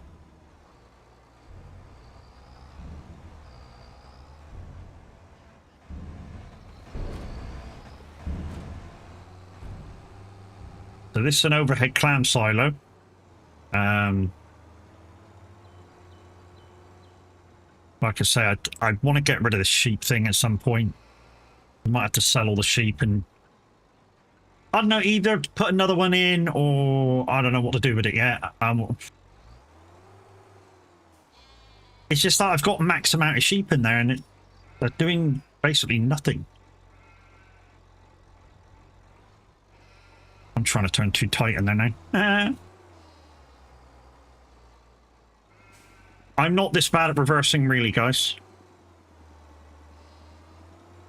And like I say, if you have trouble with reversing and you've got one of these tractors that have got the 3-pin attacher on the front, remember you can turn around and push it in. And it's much, much easier. You got rid of yours. You got rid of your what? Oh, sheep pennage. Yeah, it's just too small. I wonder. Road the line quarter. Road the line quarter. So that's how big it is. If we go to animals, sheeps, right,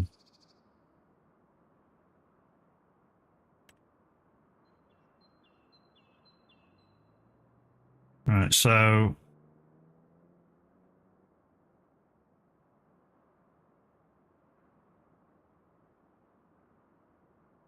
I could put that one in. Thanks to this, the barn is a little bit sticky outy. I don't need this barn here, so I could put it there. And that means I could, yeah, that'd be kind of cool if I could get rid of that barn there as well. Can that barn go? Yeah, that barn can go. So yeah, later on, what I'll do is I'll get rid of this barn, I'll get rid of that, and I'll sort of jig the sheep. Right then. What are we doing now? But it's true, yeah.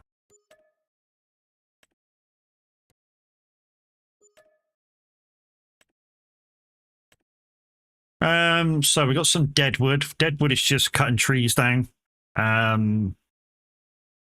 It should be pretty easy on this map as well. I don't own a chainsaw yet. We've got a load of fertilizing to do. Just remember, if you do fertilizing contracts, guys, and you're not making fertilizer for yourself, it does cost for fertilizer. In fact, you might be better off just using their stuff. So like 6,000 costs you 1,000. You know, costs you 1,000 to buy the fertilizer. So, you know, that might be a way of doing it. Or like this, 600 for leasing all the equipment. 1,000 there for 2 things.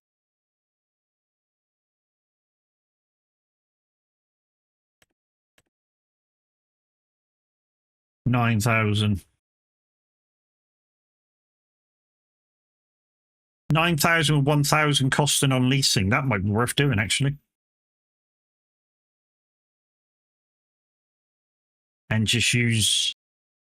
The trouble is, you'd still, if you use this equipment, you'd still need to hire out equipment just to get the free fertilizer. Yeah, you still need to go in and do that. Or you could use your own, just buy the fertilizer, you know, if you think you could stretch out your fertilizer so that it lasts for 2, 3, 4 contracts. That's what I done first. I kept what I left.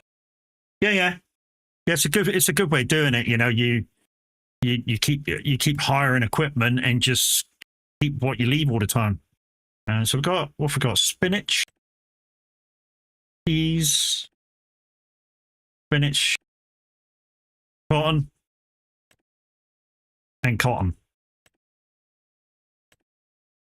See, that might be worth doing, the 2 cotton ones. Are they far apart? 12 and 12 and 10. 12's there, that big one near the castle, and 10 is, oh, there and there. Well, that might be worth doing and hiring it. So if we hire that one and do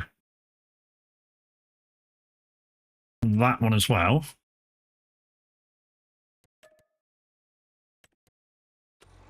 Right. So if we put this away, because we've got things down there, down at the shop.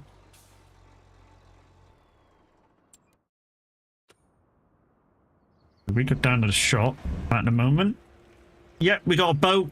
We've got 4 pallets of big fish. Yeah, we put on the boat. Yeah.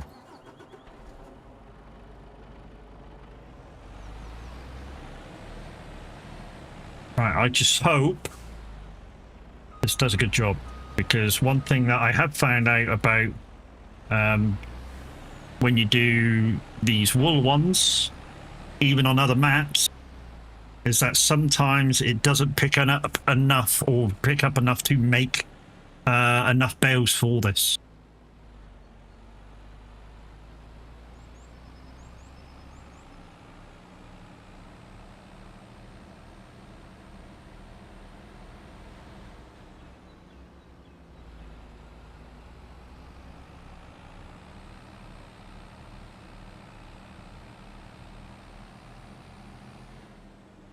No. I've got one field down here. Wide. Sorry, Minnie. Which way are we going in? We're going in up the back.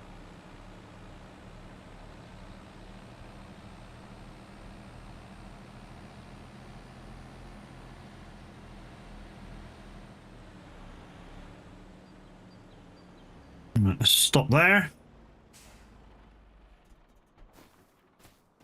And we shall open up the gate for that one. And while we're running around, let's just run around here and open the gate for over there as well. And then we'll fast travel back to pick up the harvester.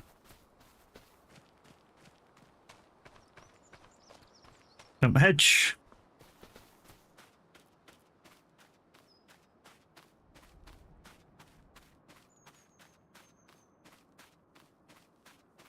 Should be coming up to the gate in a second.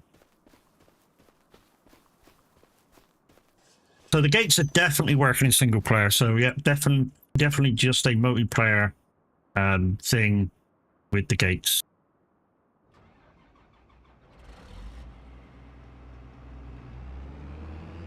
Good thing with this one is, guys, it's got a pre-chamber and a main chamber. So once it goes from one to the other, you don't need to stop.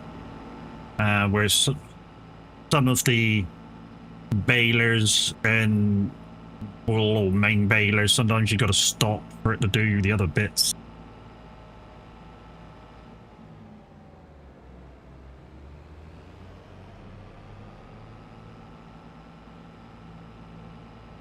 Automatic drop off on. We want that on. Reset bell count. I know we don't want to do that.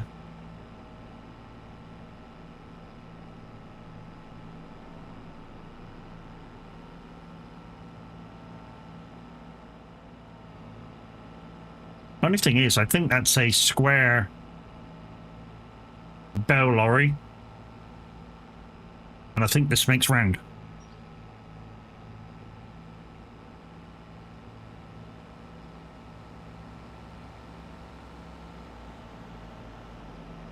Yeah, another way you could do it, obviously, is you could use the what we call 3 tits reduction, and put your manure in there and some water, and you can make solid fur. It takes a little while to make enough, but you know, it's a byproduct from poop, which, yeah, unless you're taking it down to the bio plant to make money out of, it's literally something for nothing.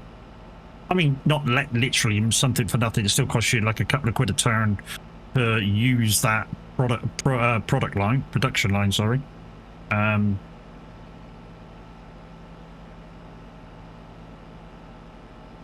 But a couple of pounds for making, say, a couple of thousand liters of fertilizer, yeah, it's a bargain.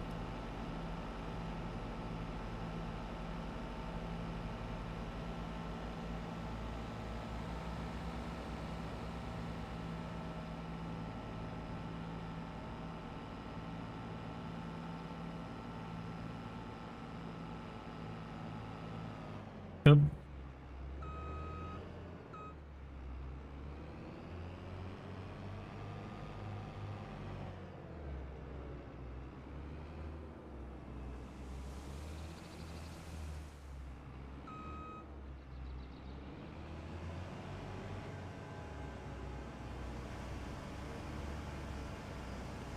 There we go.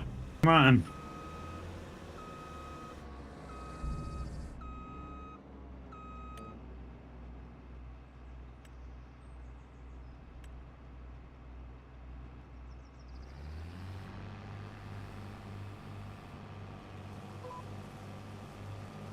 And there we go. We're collecting the wool. Or cotton, sorry. Whatever.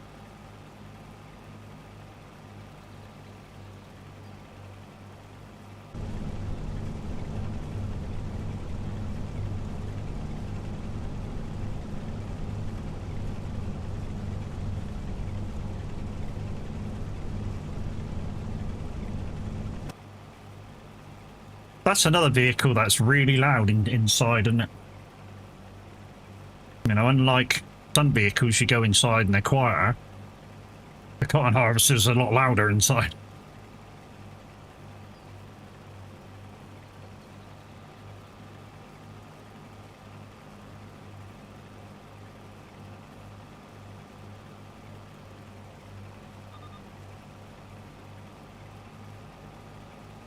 The only thing I would say with this harvester is sometimes when it all offloads, it gets stuck on the back.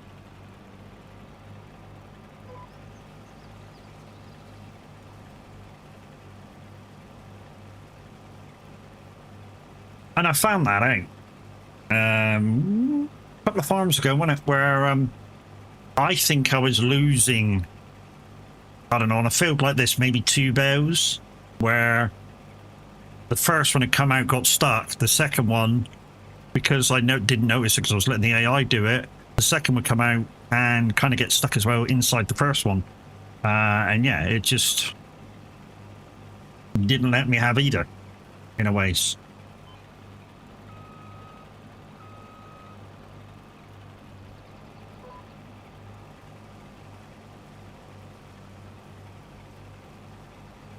But yeah, guys, you may have noticed the poppy up in the top corner. That is to remember those guys who gave their lives during the wars. Remembering this Sunday coming is Remembrance Sunday in the UK. And the 11-11-11 will happen on the day as well. So 2 days this week, we'll be giving 2-minute silence each time if we're online. And if we're doing the afternoon, the Sunday one will be live, and obviously it'll be right at the end of the show. So right at the end of the show, we'll do 2-minute silence, and then I'll say goodbye and raid out. If we're on, I think it's Wednesday is the 11th. If we're doing the morning show for that day at 11, we'll also do 2-minute silence before we raid out. If minutes on, and we're not doing the morning on the Wednesday because he doesn't do Sunday, so I know that's definitely a me day. Yeah, if he's not on 11-11, we show as soon as we come on, either 2-minute silence, homage, and then carry on with the rest of the stream. So we'll come on, we'll say hello, we'll do the remembrance bit for 11-11, and then yeah, we'll carry on with the rest of the stream afterwards. Because I think respect should be given for those people. And for those of you who think, yeah, why are you supporting warmongers? No, I'm not supporting warmongers, guys. I'm supporting people that have given their lives in line for their country. That's what I'm supporting. People who gave up their life for support of the country. Or our country, if you're in the UK.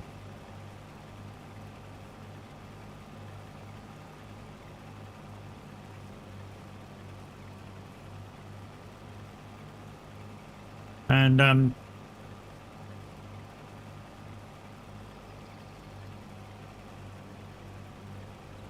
you know, America's got their own thing on the was it July the 2nd? Will they do a similar thing? They'll be turning in their graves to see how it's gone now. Yeah, 4th of July. Yes, 4th of July. No, not 2nd of July. 4th of July. Yeah. You know, France do their things for the D-Day landings.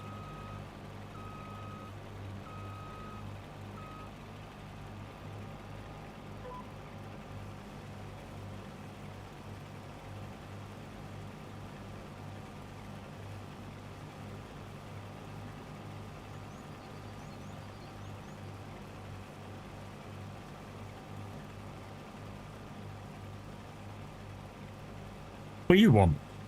What do you want? I've got nothing for you. You've had far too much this morning. You really, really have.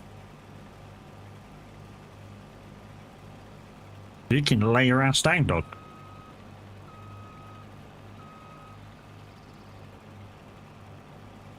The good thing is, with wool, what I found on previous maps, I know it's a slow process and stuff like that, but I say wool, this is cotton.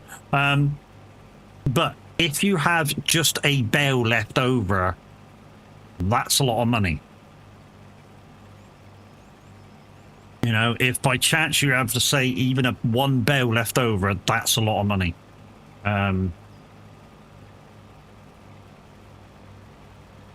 You know, almost as much money as a shitload of freaking soybeans.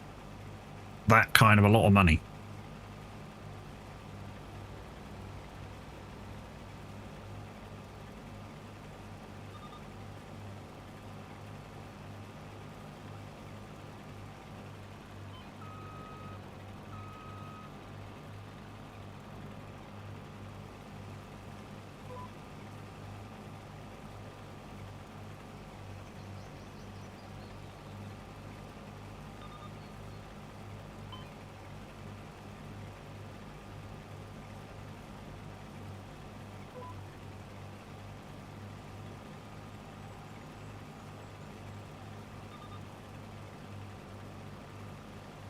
Right, ups and downs now. We still haven't got a whole bow yet. We've done 2 headlands, we still haven't done 1 freaking bow yet.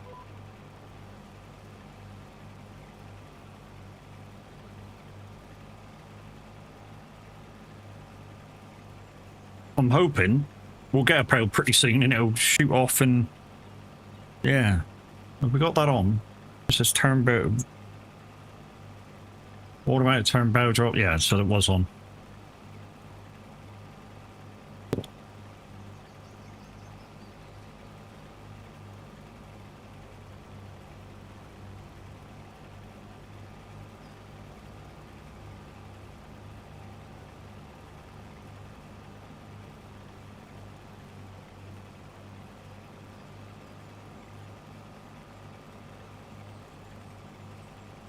So the next GT3 endurance that I can do is not till December. At Spa.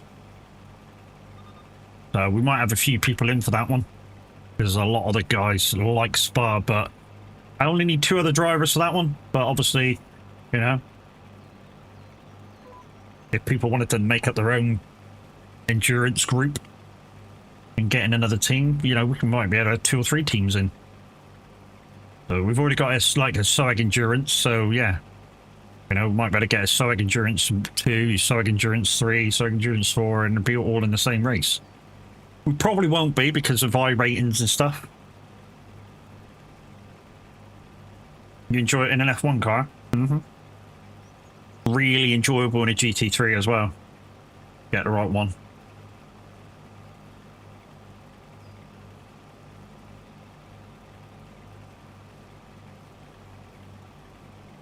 even in wets.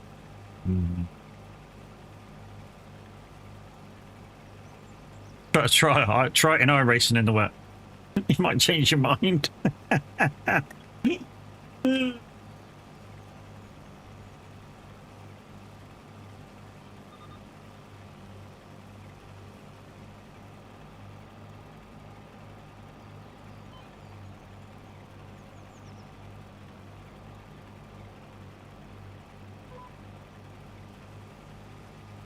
Not done iRacing in wets? You should.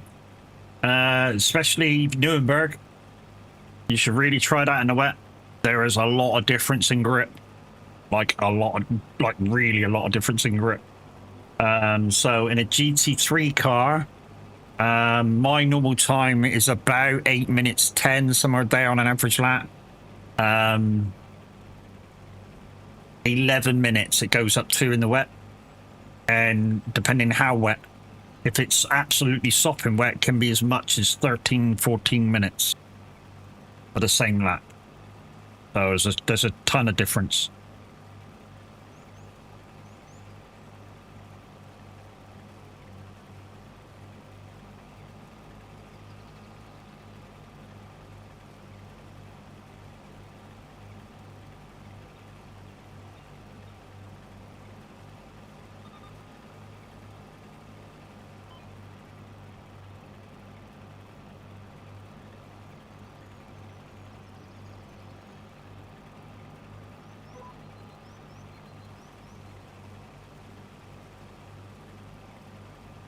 It got a bit warm earlier, but it's cooled down a bit now. I've had the window open and everything today.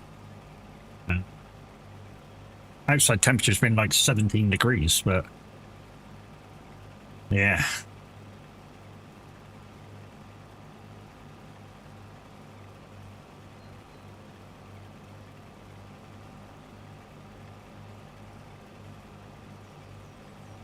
Can't believe we haven't even had one spit out yet.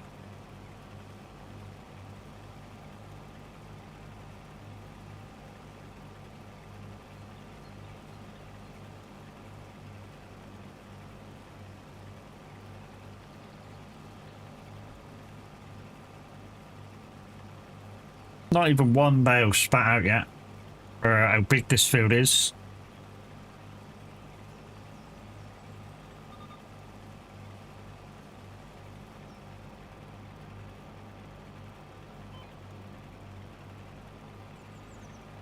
So one more pre-chamber and we should have a full bale, I would have thought.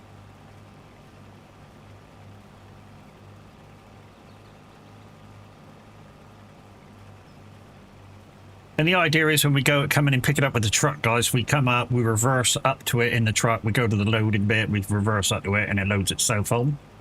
Goes up like a travelator thing.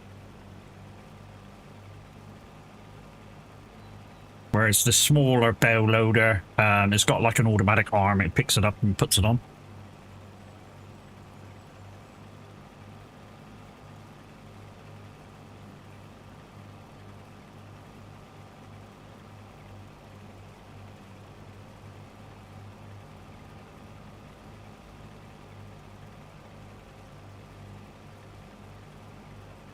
Oops, baby, I love you.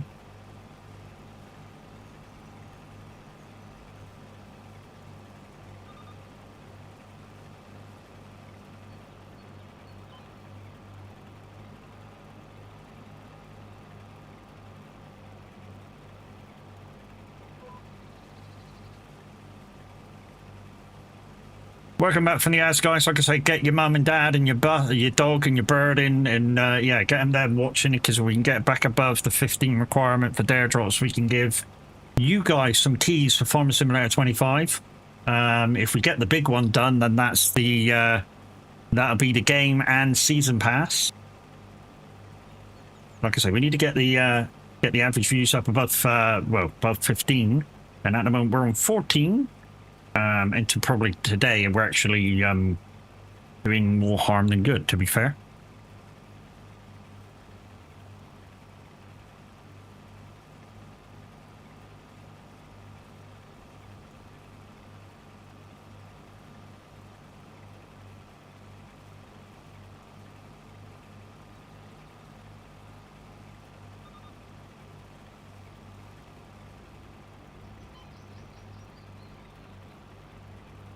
But if we can't do them, we can't do them.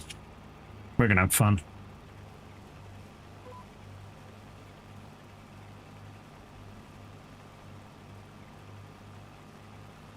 The second field is slightly bigger than this, so it might take us a little while to get done.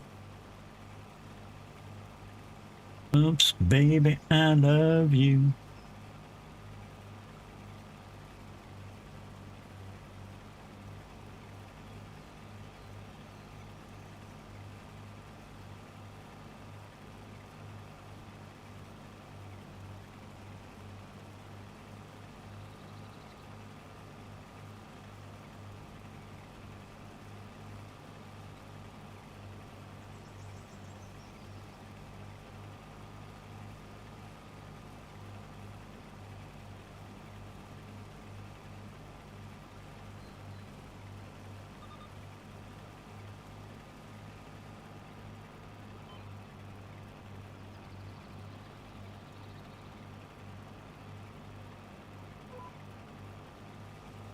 How am I finding the map? The map's all right, mate.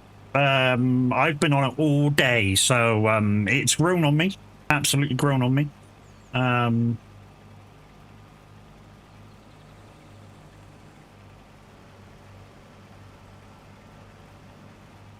Oh, is it actually going to drop?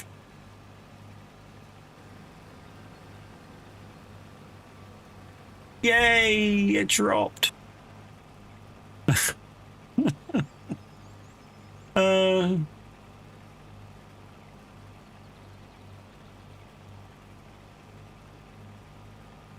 I mean, I think you could have a you know, a small community on here. I don't think it warrants like masses of community like we normally have on like the bigger maps, like the 4x maps, where, you know, of a weekend we used to get like 8, 9, 10 players come on and have a crack at farming, and we all work together and stuff. I don't think it's that kind of a map. 4 to 6 players, I think, probably perfect.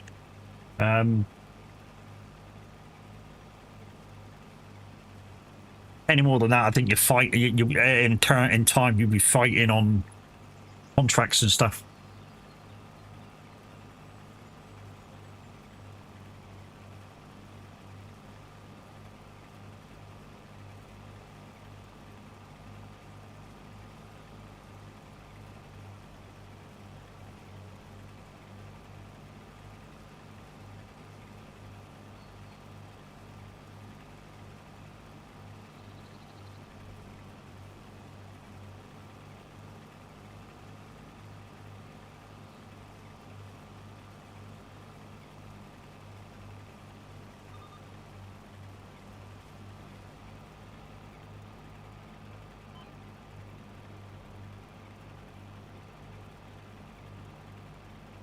The 2 longer lines and 1 shorter, and that's this field done. We'll probably deliver it at the same spot, so we'll try and get this contract's wool on and the next contract's wool on. I think that the truck can take like 4 or 5 bales, so it might be able to take the both on. And we don't need any bales, so bales of wool are cotton anyway, so we're just going to sell the whole lot. Like I say, my only fear when doing cotton contracts is, you know, the thing that, you know, we may not be able to do a full bale and incomplete the contract. What I tend to do in that situation is I just feel you know, whatever's left in the baler, I just fill the baler up if I can. You know, use dev tools. Fill it up for 1 more bale, and yeah, hopefully we've got enough wool cotton to do it.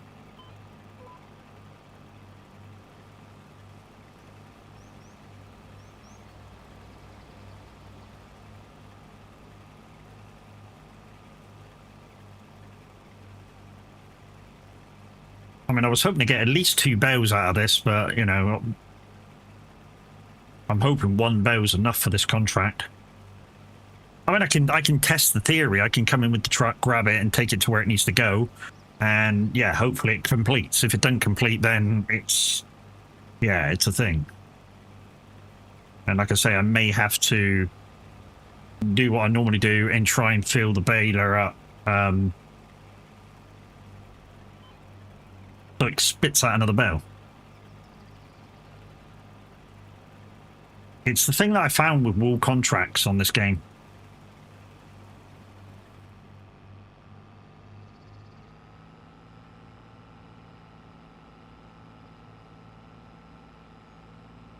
Right, let's go around the road.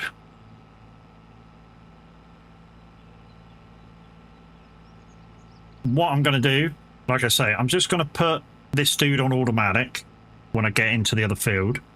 Just so I can use the lorry, get into that field, pick that bale up, and take it to where it needs to go. And we'll find out whether one bale is enough to complete that contract. If it goes into the other contract, then yeah, just a thing.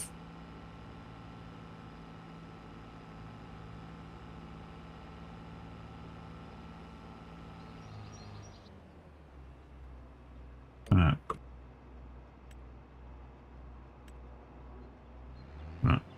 Let's go back to the truck.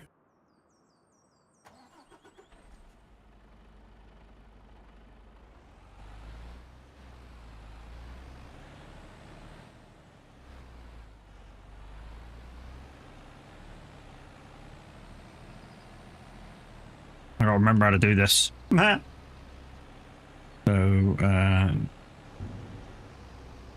there we go. Now all I do is back onto it.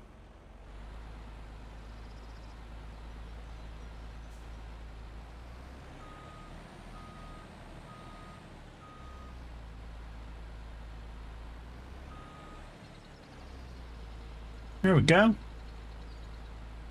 Beautiful. So yeah, it can take 4 bows.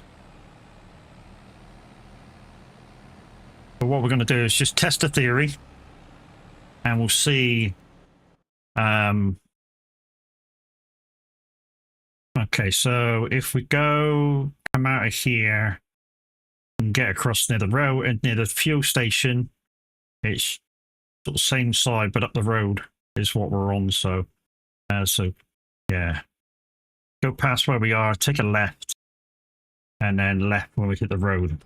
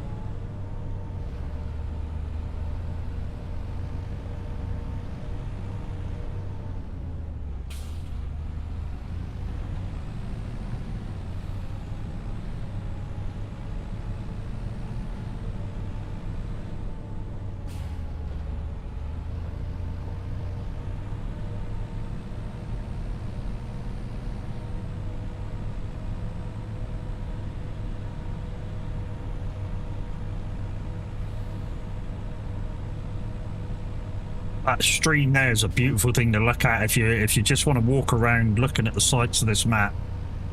Take a walk along this little stream here. It's fucking gorgeous.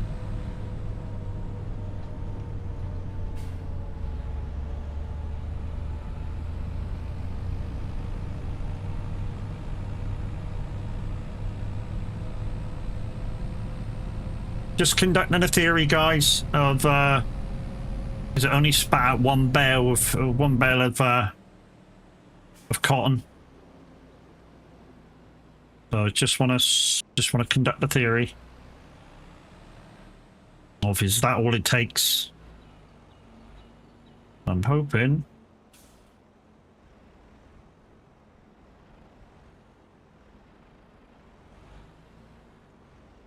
No, that's not the old loading bay.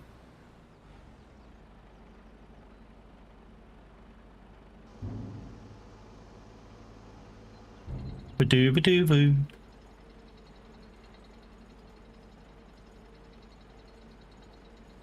Come on, unload. There it comes. Let's see what we're waiting for.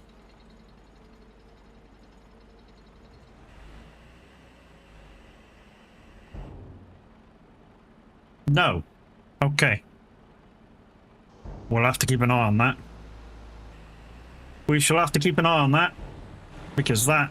I mean, yeah, there was a bit of wool left in the baler, which we're now using for that other field. So, hopefully, the first part of the first bale will give us the rest of what we need, and then hopefully we can make another bale as well, for profit margins. But there we go. Exactly what I was saying about. It might be short.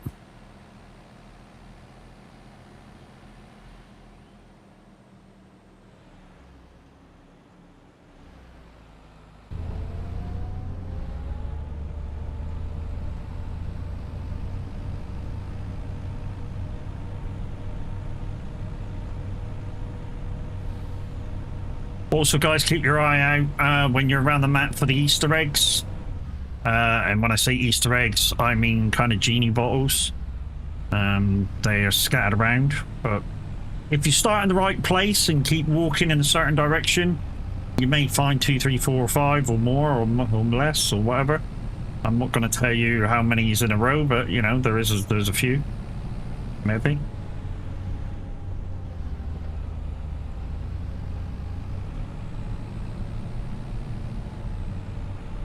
Ba ba ba ba ba. Way hey hey shadooby doo boo.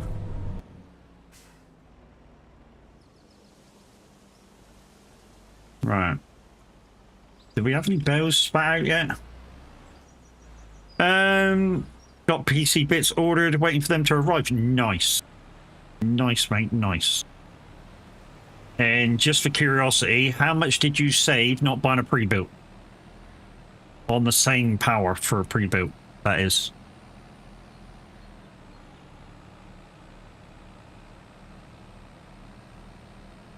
Wow, okay. But what would the equivalent pre-built be in terms of money? You know?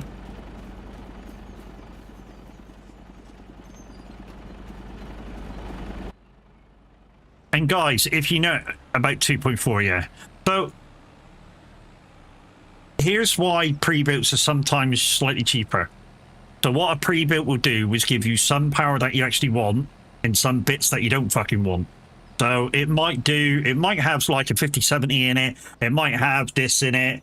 But it might have say a motherboard that only can do a certain amount of RAM. So it doesn't cost you half as much. So yeah, so it may go, yes, it's all bang for the buck. It's this, it's that, it's the other. But when you go to upgrade it, it's like, nope, you can't do that. Whereas if you build it yourself, you can put bits in it where you know I can go this far if I need to. You know, in a year or two's time, I can go this far if I need to, that way if I need to. And you got our 9072, nice. That's exactly what I got.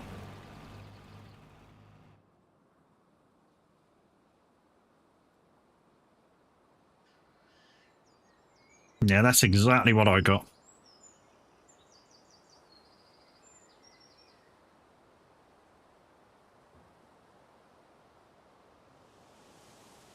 It's not allowed it till Christmas. Oh shit. So basically, you're going to put it together. You're going to put it to one side, and you're going to go, "It's yours," but you're looking at it. And don't remember to keep up to date with the updates. Otherwise, Christmas Day, you're going to go, "Here's your computer," but you can't have it yet because I got to do a million updates. That's cruel. That's fucking cruel. That is.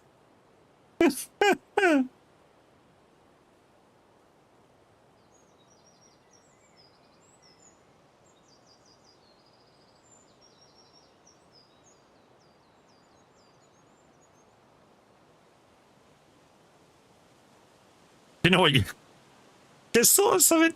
You know what you could do if the one you're building is better than your computer is go, I built a computer, so you go, yeah, it's my computer, and you give it yours.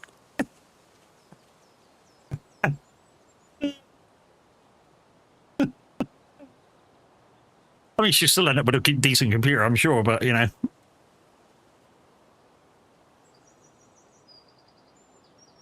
You got an Intel Core 7. Oh, that's what you've got already. Holy shit, okay. Yeah. Depending what you paired your daughter's computer with for the 9070.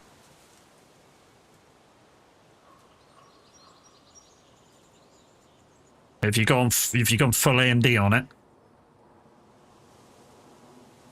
Like I say, I think I've got a 7900X, which is a 12 core. 9700X, 32 gigs of RAM, nice. Yeah, so it's slightly less power than mine, but you'd be able to handle it nice. I mean, it'll kind of be equal power to yours.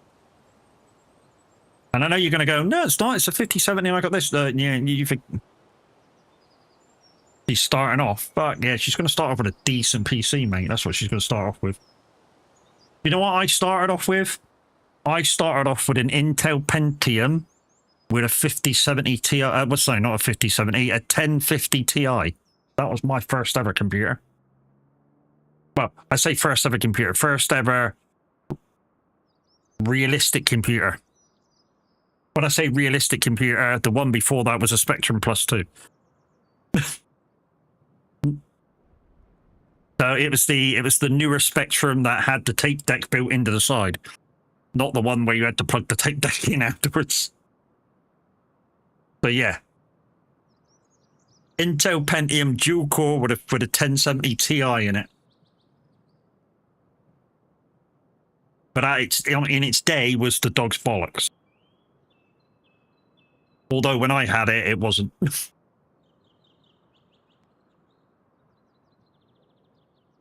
Literally, to play Euro Truck and stream it, I used to have to turn stream down to 720, 30 frames and turn the game down to medium to be able to play it, and it still lagged like a bitch. And I wasn't prepared to go down any lower. Although, if I wasn't streaming, I could play the game in high easily. Play the game in high, go online with it, no problem. But yeah, just because I was streaming, it was like, no.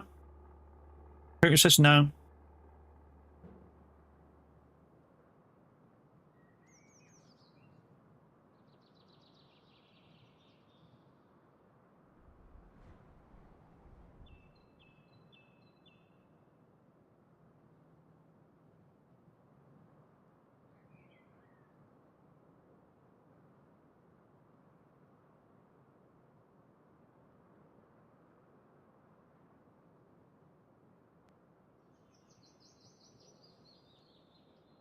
I'll build it over the weekend, make sure stuff's on there. Yep. One thing that I don't think you're going to know, mate, is that with the newer AMD cards, you only get one lead. And they're made to be daisy-chained for the dual power. Yeah, they only send one power, one cable.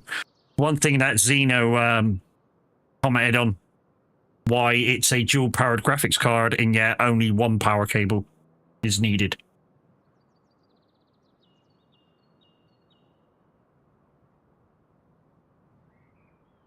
But it turns out it actually uses less power because it's a 9070 and AMD are really efficient. They only need one cable. Yeah, you'll get it all tomorrow and you'll go, fucking one cable, what the fuck's this shit? Yeah, it's supposed to be.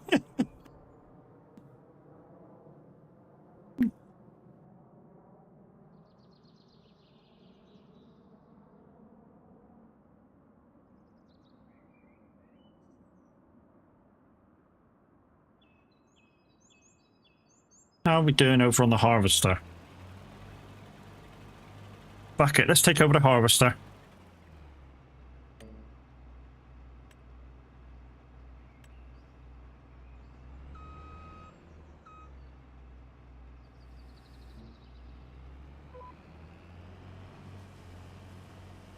There we go.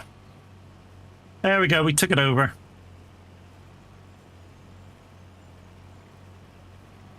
So we've only got like 3% on field 10 to do, but yeah, we're a little bit short on the cotton by about a quarter of a bale. So I'm hoping the first bit of this new bale will go into the other contract.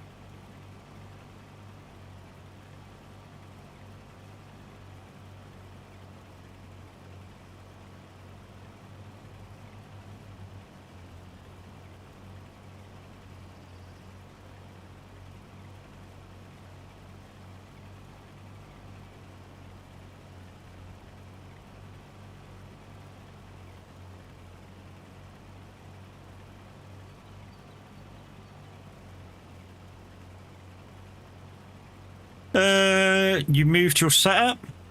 No. No, I haven't moved anything. I've still got the same screens and everything. I just plugged everything into the new PC. Everything's exactly the same as it was. Why?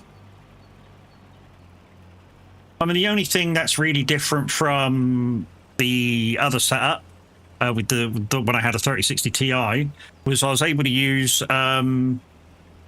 looks like I'm in a normal room. I think the last time probably you saw me without the virtual background, I was facing, or the PC was facing that way. Whereas now I'm facing that way. So I've got the rest of the room to my left instead of behind me. But yeah, otherwise, obviously, I'm not using Norton Broadcast for the virtual background. I know there is VCam, I know there is OBS plugins, but they don't look as good as NVIDIA Broadcast. You know, it really doesn't look as good as NVIDIA Broadcast. For some reason, the virtual background on NVIDIA Broadcast is one of the best I've seen. Yeah, it uses a little bit extra power, but if you want that virtual background, it is totally worth it.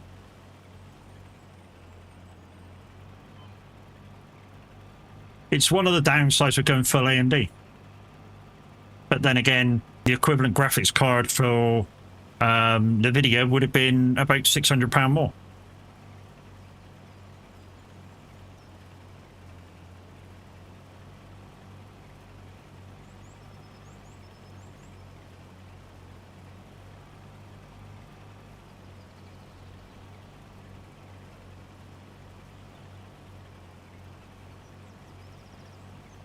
Yeah, I've seen the price of the 9070 half price are they compared to the NVIDIA equivalents. Wow. For the same power, but uses less power to power it. That's the good thing about AMD, guys. I know there's a lot of problems around AMD, and I know a lot of people go, oh, yeah, AMD's a bit shit when it comes to gaming. No, they're not. No, they're not. You just gotta have the just gotta have the kind of balls to freaking get in and do it. Yeah, so the 7050 Ti was nearly £900. Holy crap.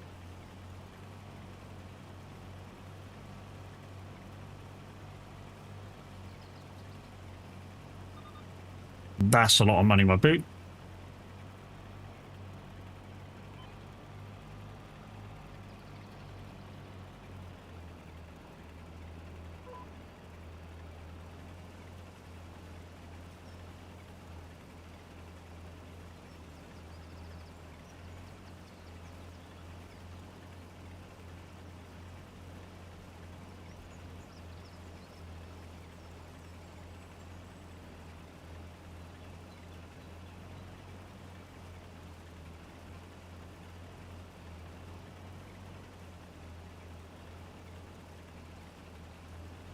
I was wondering how your AMD GPU was handling it all. Considering that I'm dual streaming and I'm running this on fairly high specs now, what is it? OR? Or is it Control R?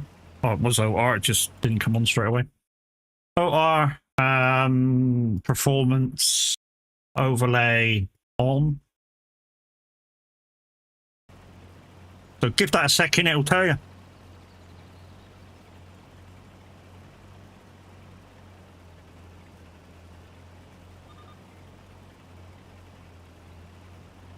I've seen a few streamers with AMD GPUs stuttering. Maybe they're trying to do too much, mate. Not recognizing that the system can't really handle what they're trying to do. You know, just because you got a superb fucking GPU don't mean your system can handle the rest of the power. You know what I mean?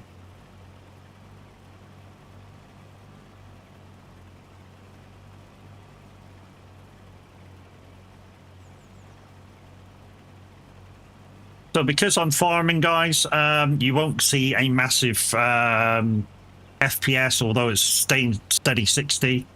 CPU running at 43%. CPU running at 32%. It's idling, basically. It's idling.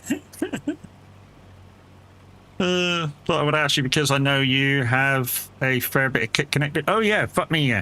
I mean, kit connected to the PC at the moment that it's running. So at the moment, I'm currently got Discord open. I'm watching TAV. I've got 2 other websites open for Streamloots and Words on Stream. I've also got another web page open with YouTube. I've got OBS open, I've got Lumia open, I've got an app for the radio. Obviously, I'm playing the game in high graphic settings. Kit that I've got connected to it, I've got 2 iPads connected to it via Wi-Fi. I've got my Stream Deck. I've got the Thrustmaster Farm Stick connected to it. I've got my normal Stream Deck connected to it. I've got all my Moser kit connected to it, which is steering wheel, the bass, gear shifters, pedals, keyboard. I've got a MIDI controller for the DJing equipment. Yeah, I've got lots fucking connected. Looks amazing, silky smooth. Yeah, like I say, we ran a test on one of my first streams with the PC where in between one of the races I whacked everything up on full power in the game, and still I was holding, well, I capped it at 100 frames, but I was holding 78 frames a second. In fact, no, that test was uncapped, and it was still. Can I ask what motherboards you've got?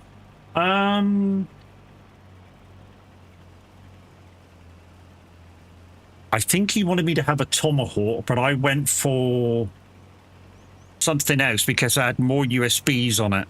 I forget, actually. It's on the About section. If you're watching on PC, Mr. D, just scroll down. It's in the About section. Let me turn this thing off.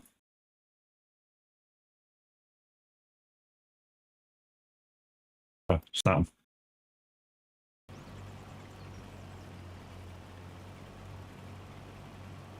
Yeah, if you're watching the screen, just scroll down in the About section, mate. PC specs in there. Put a full listing of what I got.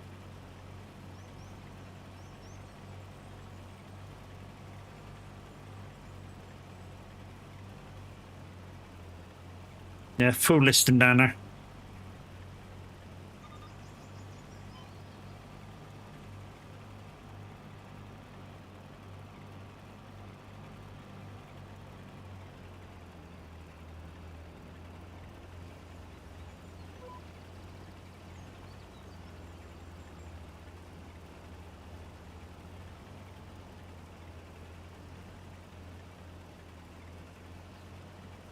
Like I said, guys, after we're finished harvesting this field, we might need to preload the chamber with console commands or whatever, and yeah, just fill it and make it spit it out just to complete these contracts. We shall see whether we've got to do it or not, but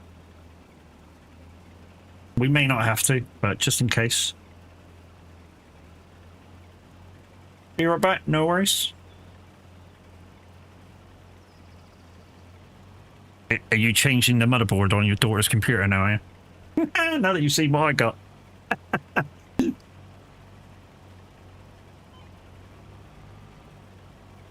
Probably the 64 gigs around it makes a difference as well. Like, God. But 32 should run fine. I got 2 sticks of 32.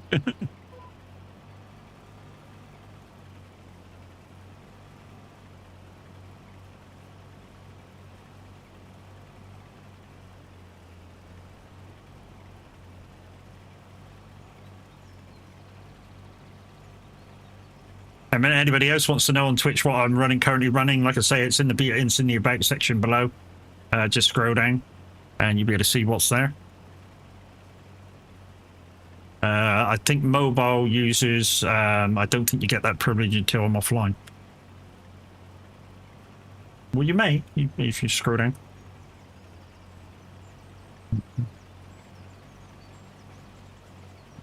Oh, even the train has lights. Holy shit. Okay.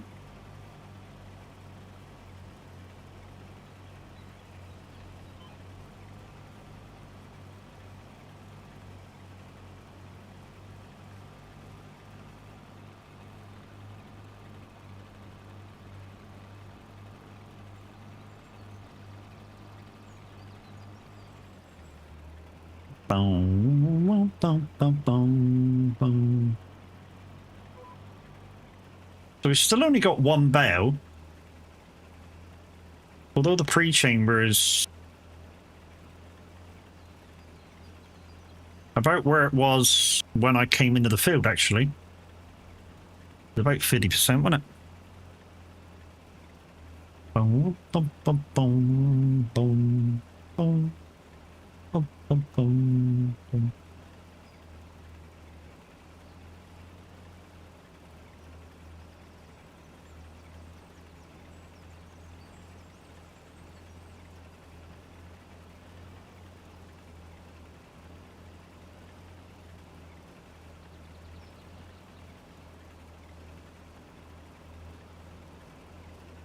What time are we on? 10 to 5. Is that a farmyard right in front? I didn't see that one. There's a farmyard I haven't seen.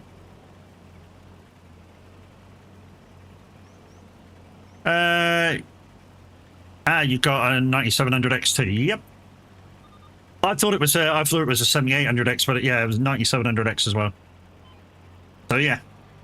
So I think the only real difference in specs will be motherboard, and I've got 64 gigs of RAM and she's only got 32. And I'm probably using an OS drive and a gaming drive, and you're probably just going to get one big one and have done with it. I would imagine.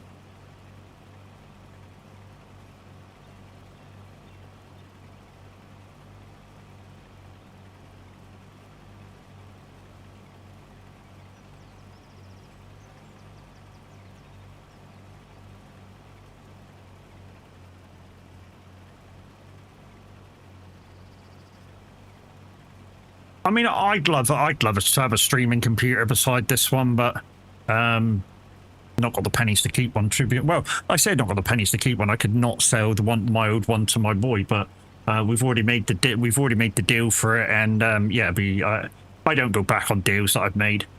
I really don't. You know, we've made a deal so he can have my old PC, and that's the end of it.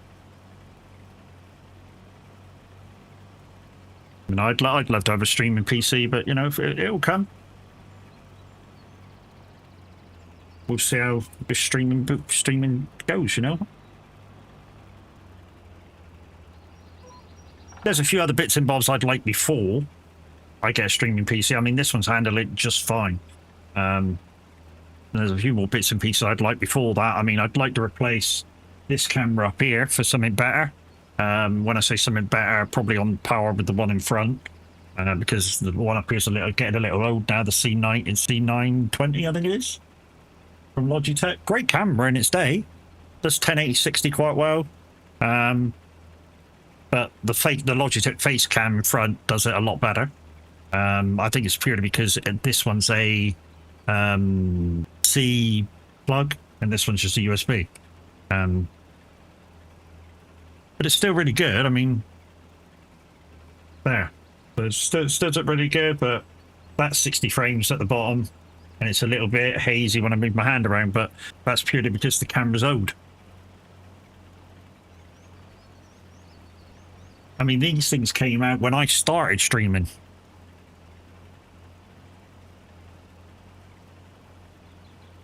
All those many, many moons ago.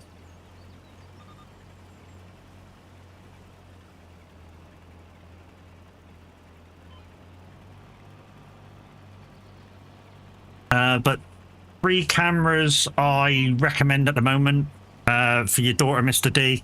Obviously, Logitech face cam or stream cam, whatever the fuck it's called. The Elgato face cam or stream cam. You don't need any more than the 1080 and there's a new one that I recommend, which is the OBS bot camera. It's a little bit more expensive, but it's kind of on a gimbal, but it's a really good camera, and that's the 3 that I kind of recommend.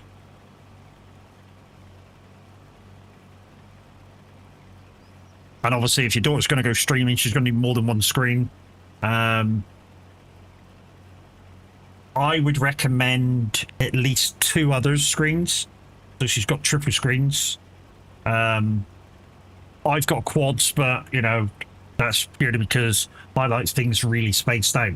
And I'm watching somebody and I'm dual streaming, so I've got like another streaming service on another thing.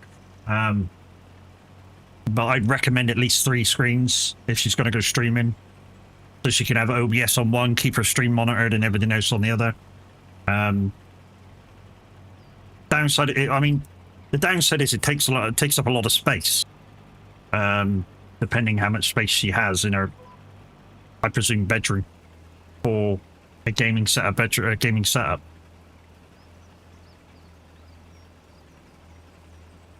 I mean, you might have to, I don't know, wall mount screens.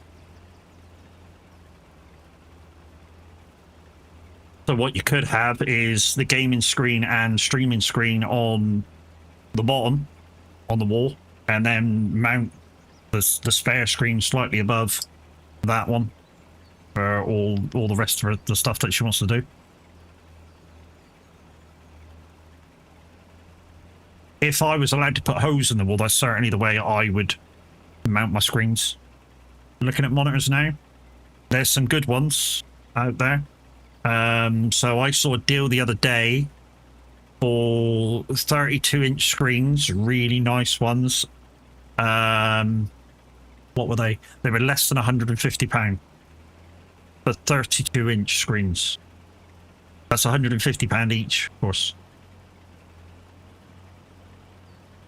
And that's for 32s. That's a bit of overkill. You don't need them.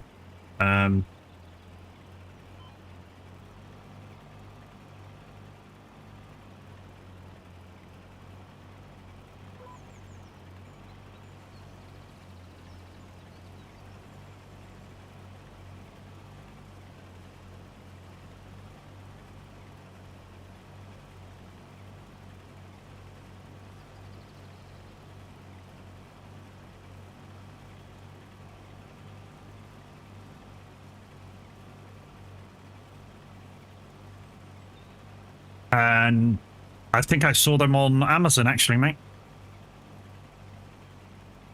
I think they were Samsung ones. I think they were Samsung ones. Look the line. Exactly what they were.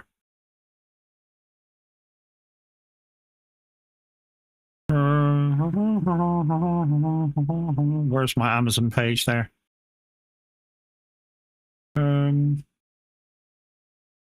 I put them in my watch list, didn't I? Where's my watch list? Your list. PC parts. Yeah, so they were the ones I was looking at. Oh, they've gone up a little bit now, but there's not too much extra. They've gone up to the normal price. So they're the Samsung Odyssey LS32s, 32-inch QHD gaming monitors, 160 hertz, 1 millisecond response. 1440p,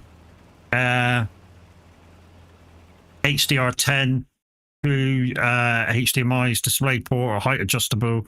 They're currently £188. The other day they were on 150.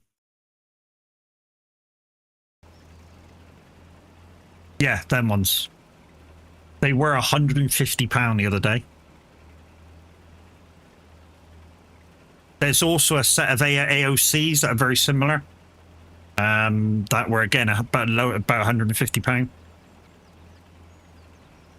32-inch AOCs. Those Samsung ones were like slightly better, because they've got like a chip inside them that's helpful to AMD GPUs. Whereas I think the AOCs had the NVIDIA logic, which kind of don't like AMD. I think that was the difference between the two monitors that I saw that were decent.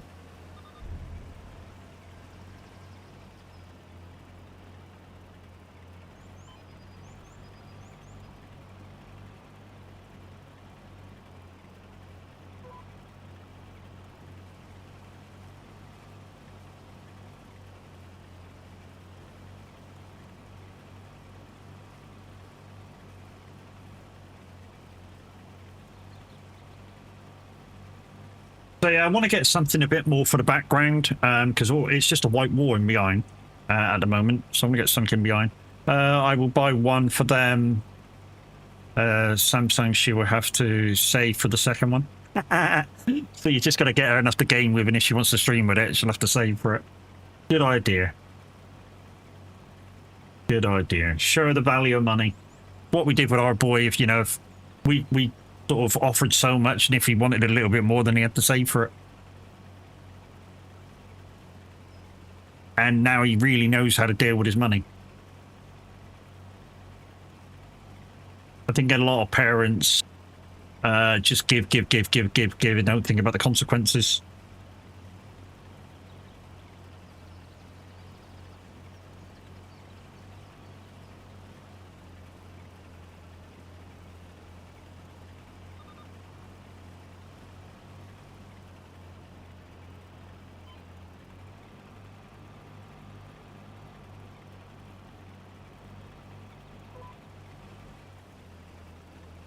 I mean, I sort of want the days to come back, like when I was a kid, and probably you as a kid, Mr. D, that, the parents have got some sort of authority to punish their children better than what they've got now. I mean, don't get me wrong. I was hit as a kid, and it kind of gives you a slight respect through fear, but not overly so. The occasional smack bottom, hit around the ear, shook to death, and shit like that, but no, my parents didn't go over the top. Or the school or anybody else didn't go over the top. But I've got that respect now for the elderly. You had the belt as a kid? Yeah, I had belt, too. I've had the meter stick whacked on my hands at school. When I say a meter stick, it was basically a stick. For you guys who don't know what I'm talking about, it was basically a stick. It was basically like a 2x4 that the teacher had to draw straight lines on the chalkboard, and it was a meter long. And because all I was doing was doodling in my book. And he whacked the back of my hands with it. Now, in this day and age, that would be considered some sort of abuse or whatever. Back then, it was just a punishment because you weren't doing as you fucking told. Did I bitch and moan about it? Did I fuck?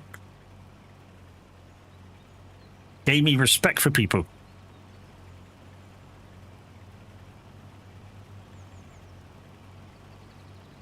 And the thing is, if you went home and went, the teacher hit me today, and your parents go, what for? Because I wasn't doing as I was told. You get a second whack off your parents. So as you got older, you didn't tell your parents, fuck all, if something went wrong.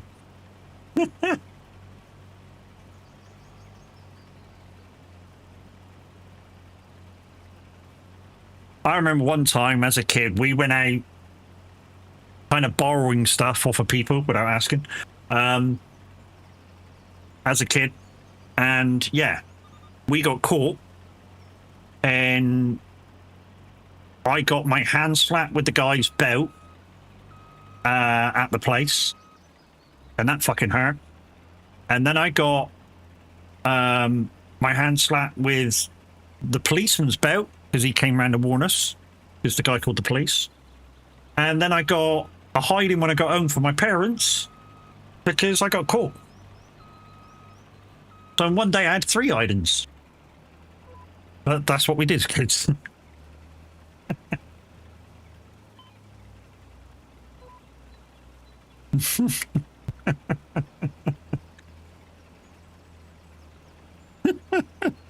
Well, back in the day, anybody, you know, there was the respect that went round from children to parents to just adults in general that, you know, in our area, we used to keep our door open the whole day and nobody came in, nobody stole anything, you know, the neighborhood was kind of very respectful, so nothing ever happened.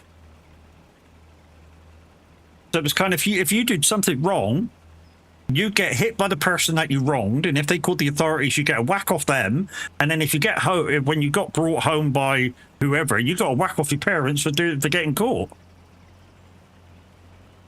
I mean, the only thing I will say about the same situation is, say if you had a punch up at school, and like if they ring your parents going, "He's been involved in a fight, can you come in and chat?" And the first thing before they even got off the phone was, did he start it or did he finish it? And I said this the other day on stream, you know, did he start it or did he finish it? And if they said, if they said he finished it, they go, tell him he's a good boy. We won't be coming, and put the phone down.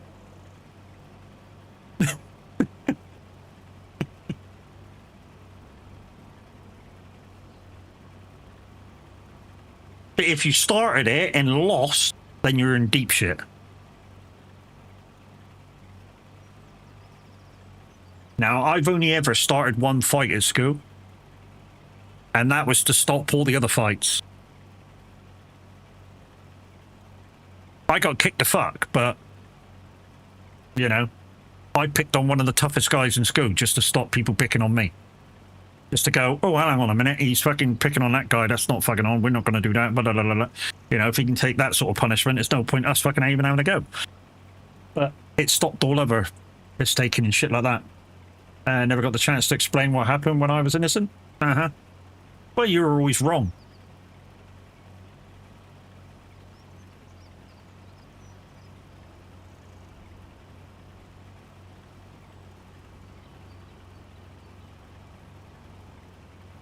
Yeah, you're always in the wrong. If somebody else said you did this, you did that, and whatever else you said afterwards, you were wrong. Didn't matter if you were right.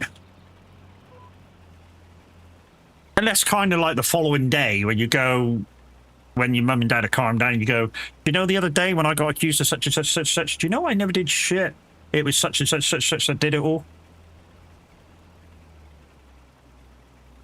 Because you kind of owned up then. And sometimes what would happen is your parents would drag you round to that guy's house and so would go, you know, our son just took the rap for your son's fucking shit, and we think you should fucking discipline your son now in the same way as our son was disciplined yesterday for not doing anything wrong. And it would happen. Well, I say it would happen. It would occasionally happen to those people that were that disciplined their sons and daughters in the same manner. Of course, you had those people who would go, "Oh, not my son. He's innocent." Yeah, and you go, "Yeah, the same guy who goes out fucking nicking milk off doorsteps and shit like that." You know, you know nothing about your son.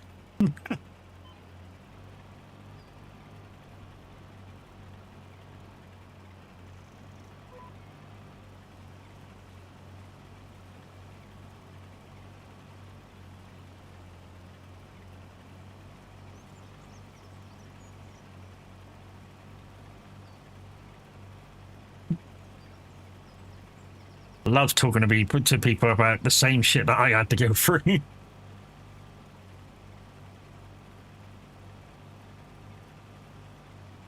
Absolutely love it when people talk about the same shit that I had to go through. It just sounds familiar, you know what I mean?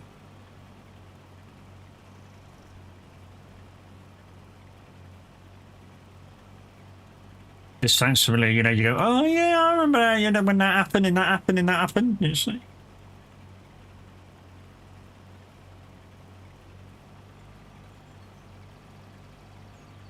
I mean, the only good thing about the same situations was back in day, you know, on a weekend when our local community police officer used to kind of have the day off with his car, he used to take us down the beach. Because, you know, our parents couldn't afford it.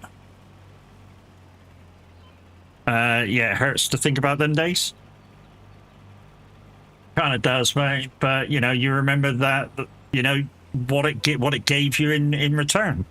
You know, I always look back at them days as those were the fun days when you kind of earned your respect, very easily through punishment kind of deal. But you know, we certainly had more respect than the new generation. Absolutely, we've got more respect than the new generation. Some of the new generation kids now have got no respect at all.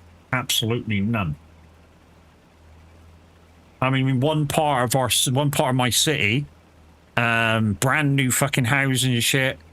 The under 16s called themselves a gang and caused absolute havoc in that little neighborhood.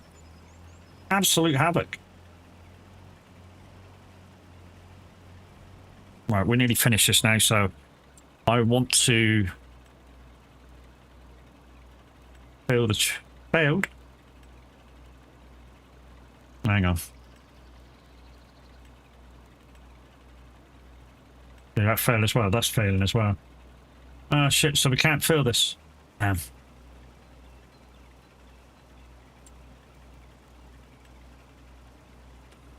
We might have to spawn a bell.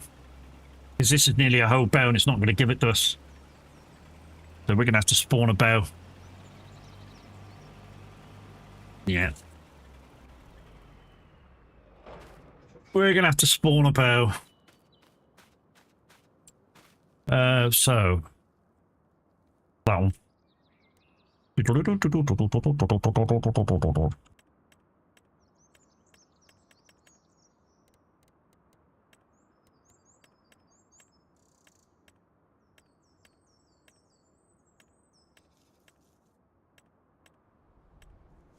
No con.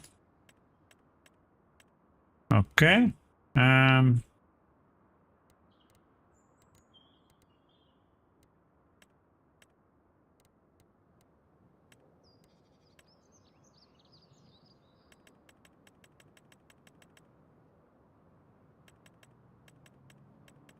Somewhere on here I'll have cotton. No, that's not got cotton on either. Shit. So we're not able to tip cotton. That's a bit of a shit.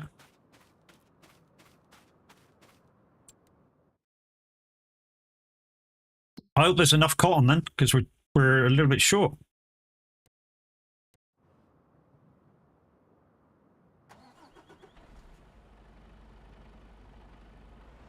We could be a bell short here.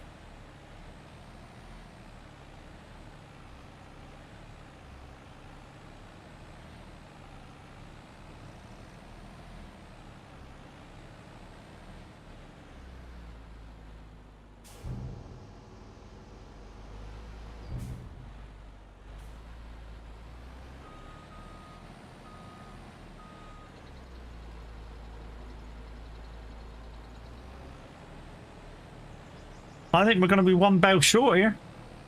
Do really? With no way of spawning a bell. Because we can't get it out of there. No, okay.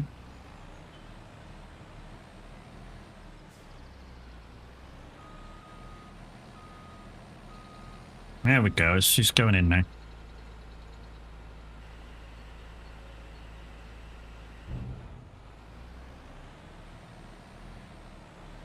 Unless I can spawn one in here.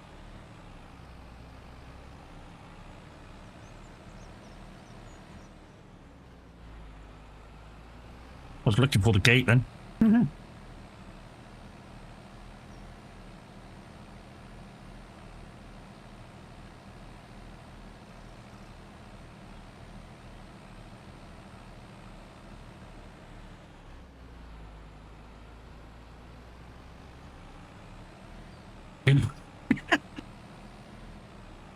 You're a cunt.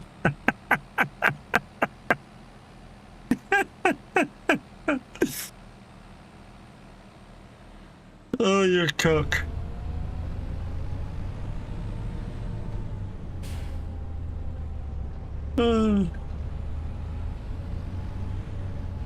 Guys and girls, it's the average Viking coming in with an absolutely amazing raid. Apparently, if I don't agree with you, then you'll know it.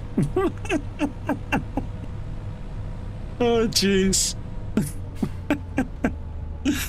Oh, I'm still giggling about that. I got to turn myself off as well because I can hear myself. Oh, Jesus.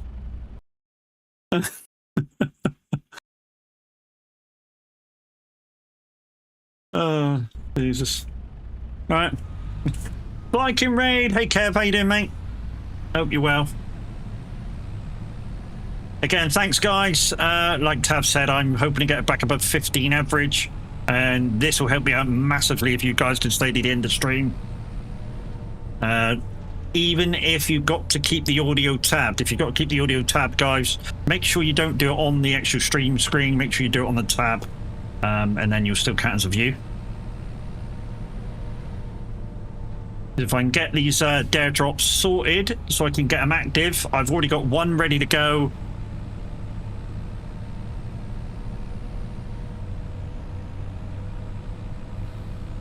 Yeah, I've already got one ready to go for young fish manufacturing, 10,000 litres. I've already got that one ready to go. I think I've nearly got 100,000 profit from fish sales from the offshore place.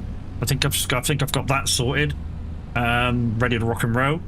So there's two that I could do straight away once I get them active.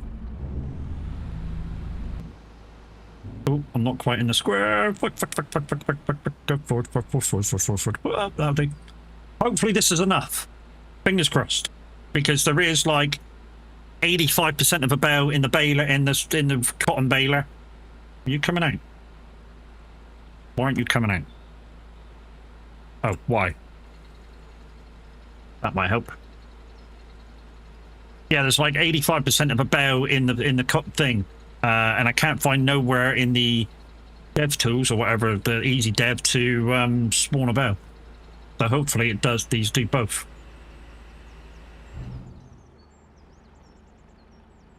No. Boston. Can I spawn a bale inside here? Can I spawn a bale inside of here? Not a bale square. No, I don't want a square one. Round one, that's what I want to do.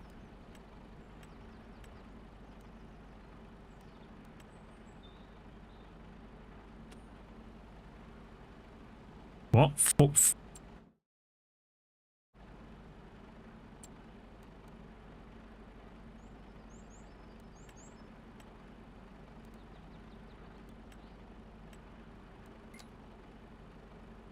What are they? They're 10,000 litres, aren't they?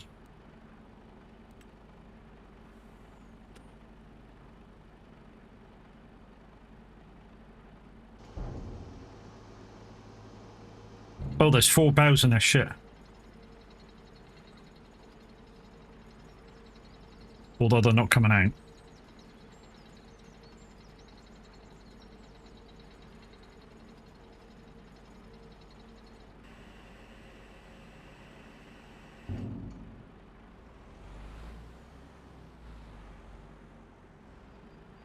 Okay, I'm guessing it don't spawn cotton bows.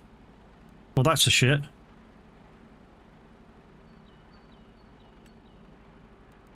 Why doesn't this do cotton bows? Or do we have to whack this right up here? Ah, there we go. Cotton unwrapped. I just want... Hang on, let's get out of the truck. Let's get out of the truck. Get out of the truck, out of the truck, out of the truck. I just want one bale.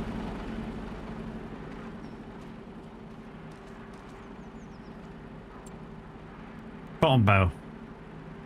One. There we go. That's roughly what was left in the thing anyways. Like I say, we were like 85% into the machine. So we would have completed the contract if we could have exited that bow out of the bow thing, which is always the thing with the bow contracts, is that, or those cotton contracts anyways, some of them just don't complete because you can't do them. So anyways, what to do for the last, I don't know, 45-ish minutes.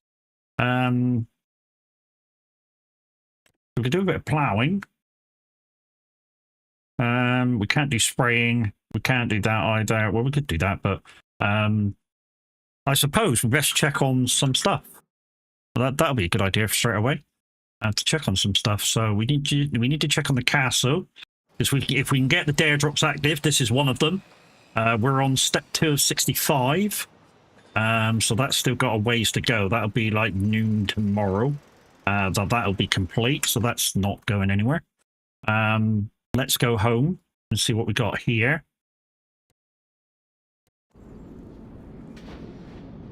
So back here we've got this is making young fish, and like you can see, I've got 12 pallets here plus them, with 15 pallets. That's more than enough for young fish to be completed for making. We got anything over there? No. Hold on. We just need to find a trout pallet. Hold on. Is that trout there? Yeah.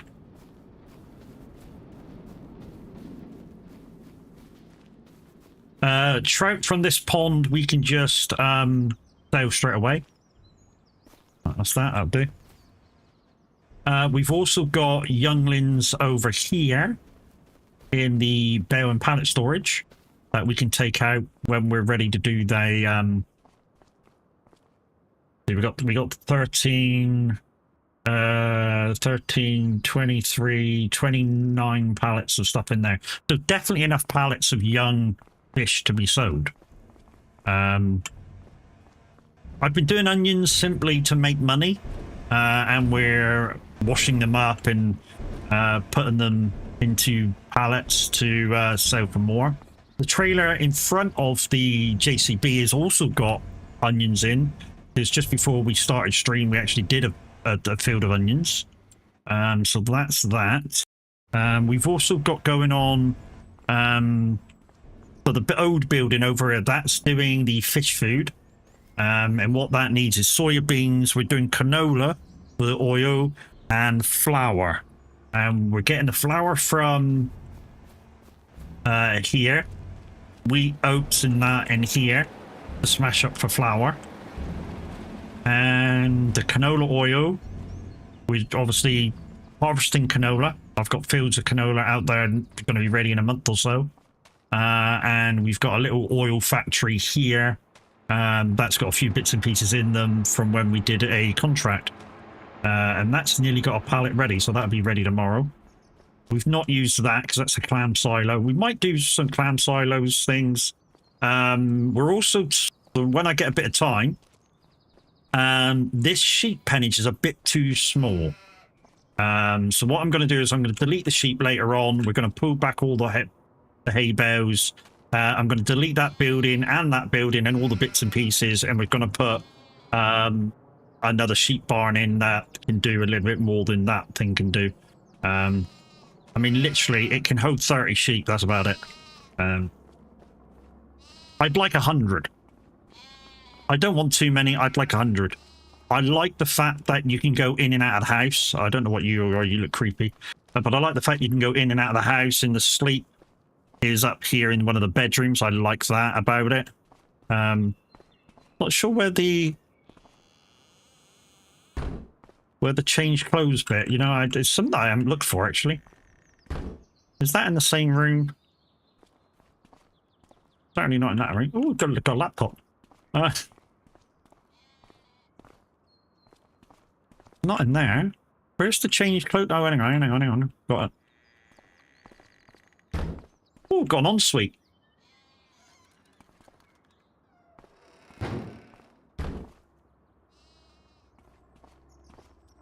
Wow, that's an old TV. Holy shit. CRT TV. Jesus.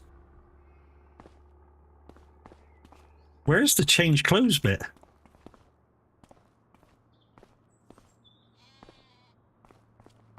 That down here. I haven't explored the house, as you can tell. Kitchen diner. Nice. Downstairs it. Thanks, Tab. Ah, there we go. It's in the, what do you call that? Laundry room? I suppose that makes sense. And that's a office. Nice. I like the house. It's good. Good bit of exploring. That was. I like that. Oh, cupboard under the stairs. We got a Harry Potter place. Can't open that. Yeah. So later on, we're going to delete that, and move the sheep into a proper thing with a little sort of area. We got a few different tractors. We got a couple of New Hollands. We got a couple of JCBs. I've got a McCormick. We got the Merlot, which I use a lot on a lot of different maps. Yeah, that's still tipping in there. And like I say, this thing has got onions in it as well. Well, the thing is, I would have took that up to do it and put them in there, but that was just sat down doing manure, so I thought, fuck it, let's do that. Anyways, I can do a quick contract, so what should we do? So, out of the choices I'm going to give you, not spraying. Well, we could spray, but we need to borrow the equipment. So, spraying, sowing, ploughing, hoeing. Although we ain't got a hoe, we'd have to buy a hoe. Harvesting, we probably won't be able to do these because these are quick ones. Or we could do that one. I say we could do that when we've not got a corn thing. We can't do that one, we can't do that one. That'd take too much time. We could probably do some fertilizing. And I've got the deadwood back in just in case we kind of run out of shit to do. You want me to do a harvest? So the harvest that I can do is, where the fuck did it go? Is that one. Corn. So we'll accept the harvest. I need to buy a corn header for my harvester. Which means we need to get the thingy-jiggy out and plop my harvest header down. Put my harvest header down, put my normal header down, and then go to the shop and grab myself another one.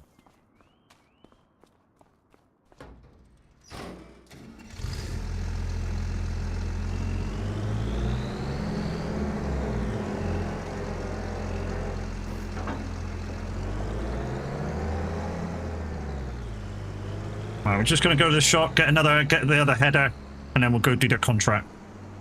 Lights. There we go. Lights. So I changed this for the pasture for the barn pasture from the map on Tab's recommendations. After he said he had problems with the pasture, and a lot of people were saying they've had a lot of problems with the pasture, so I changed that. Still kept the Highland cows, and yeah, just changed it for the one with the cover over. You can do it. It takes less to do it. So all you got to do is put whatever you're feeding them and you're bedding in. That's it. No, it's got water in there automatically, so you don't have to worry about the water. So that's groovy, isn't it?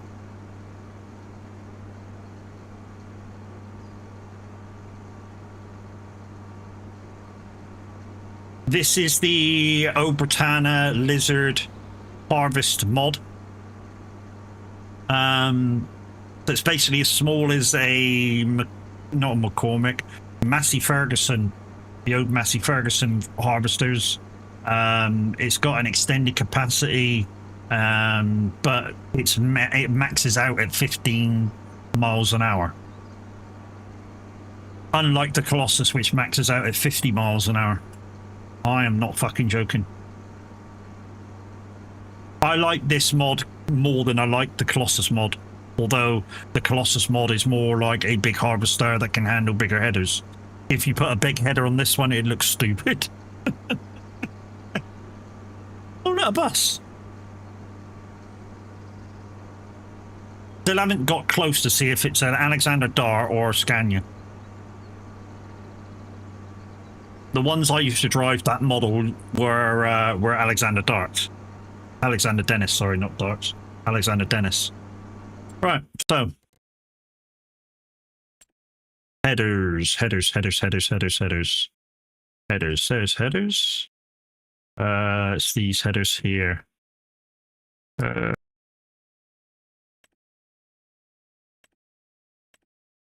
one. That one. We're going to put it in yellow. No, we'll put it in red because that's what color the harvester is. Ah, that one.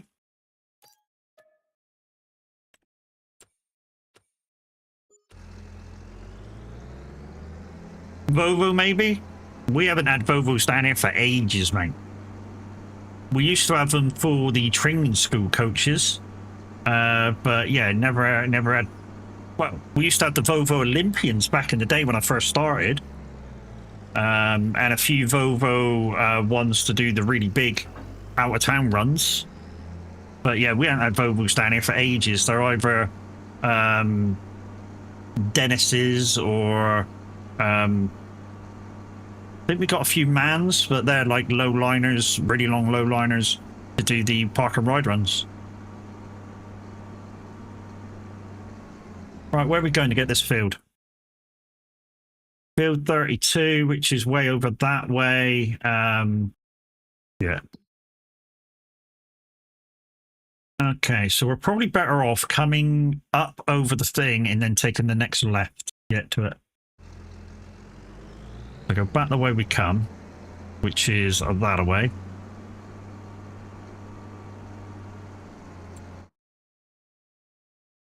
Yeah, just follow the road, take the next left. Volvo, Dennis, Alex, open man buses here. Like I say, the ones we got, like the ones in the game at the moment, the double-deckers, we've got two manufacturers down in the southwest. We've got the Alexander Dennis ones, which is the ones that we had got in Exeter, and Porky's got the Scania versions. Out of the two, the Alexander Dennis ones are a lot better. The gearboxes are a lot better. The Scania ones, apparently the automatic gearboxes in them are a little bit shit. And that's coming from the Torquay drivers. They say they're a little bit shit. They're like sluggish. Whereas ours go like first, second, third, fourth. You know, if you're on a flat, you're going uphill, they're dead. But yeah, on the flat, they're not too bad. Guys, also at the moment, if somebody buys any Stream Leaks cards at the moment, I'll have to give away 10 packs to you guys randomly because we're above 30 viewers.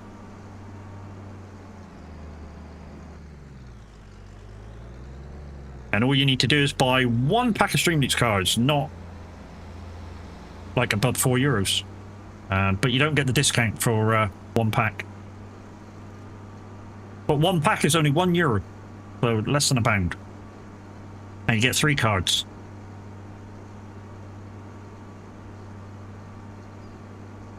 Oh, low liner, low liner, low liner.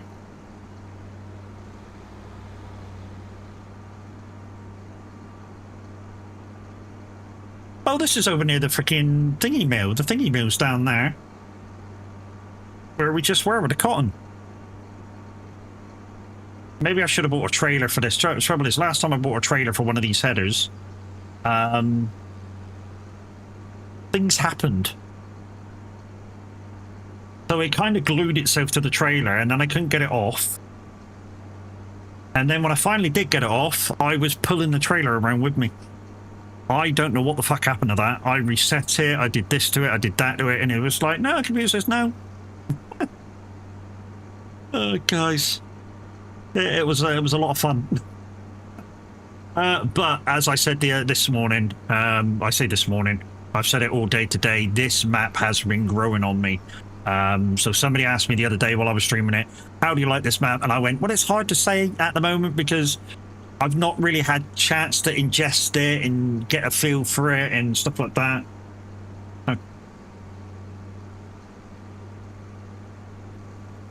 Okay.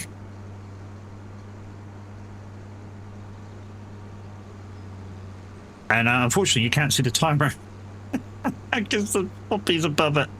But I'm about to crash.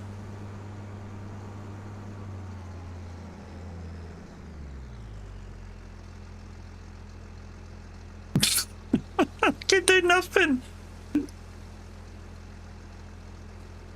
Thank you. Let me get off of here now.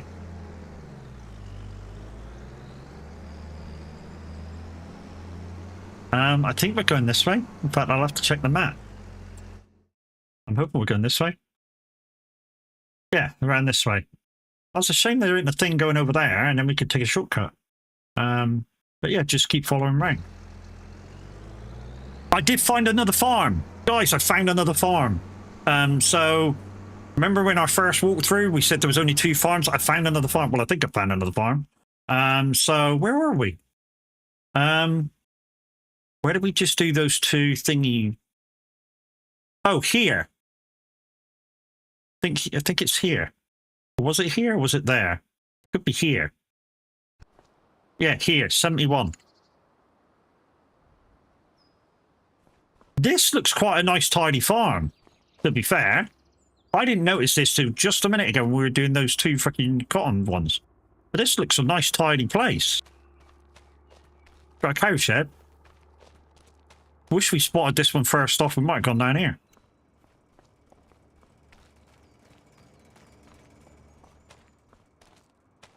So yeah, this looks tidy down here. Like I said, I might have even started down here if I saw this before. Got a nice clam silo. Got some sheds. Yep, got the cow barn that we got at the top.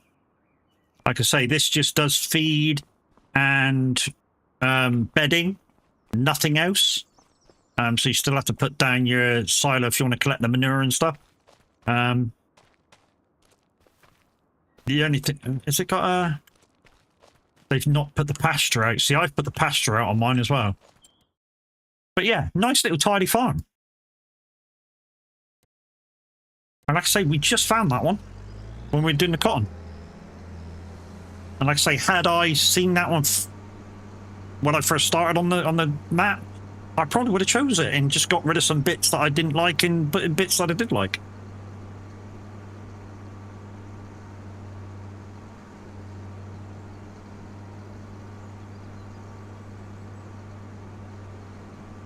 Oh, that's tight. Oh, come on, can't you go by? Sorry. It's only 101k. It's cheaper than the place I just bought then, because when I started this farm, I started without anything. So I started with no farm. I started it with... because I wanted to get the processes going for the thing, for the giveaways, if I was able to do them. I wanted to start with a little bit of stuff so I could get them cracking and get them rolling and stuff. I could buy equipment and that to get it rocking and rolling. And I managed to do all that with, I think I started with 2 million. It wasn't too much more than 2 million.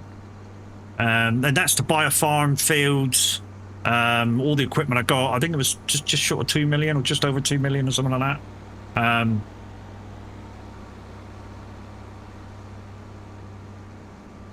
And I've literally built it from there, buying extra fields, this and that and the other when I got the money for it. Okay, has this one got a wall on it? It has got a wall on it, so I got to go up this way. So this is what we've come to do on the right hand side. I'm probably going to have to open the gate. Let's get ready to jump out. Jump out.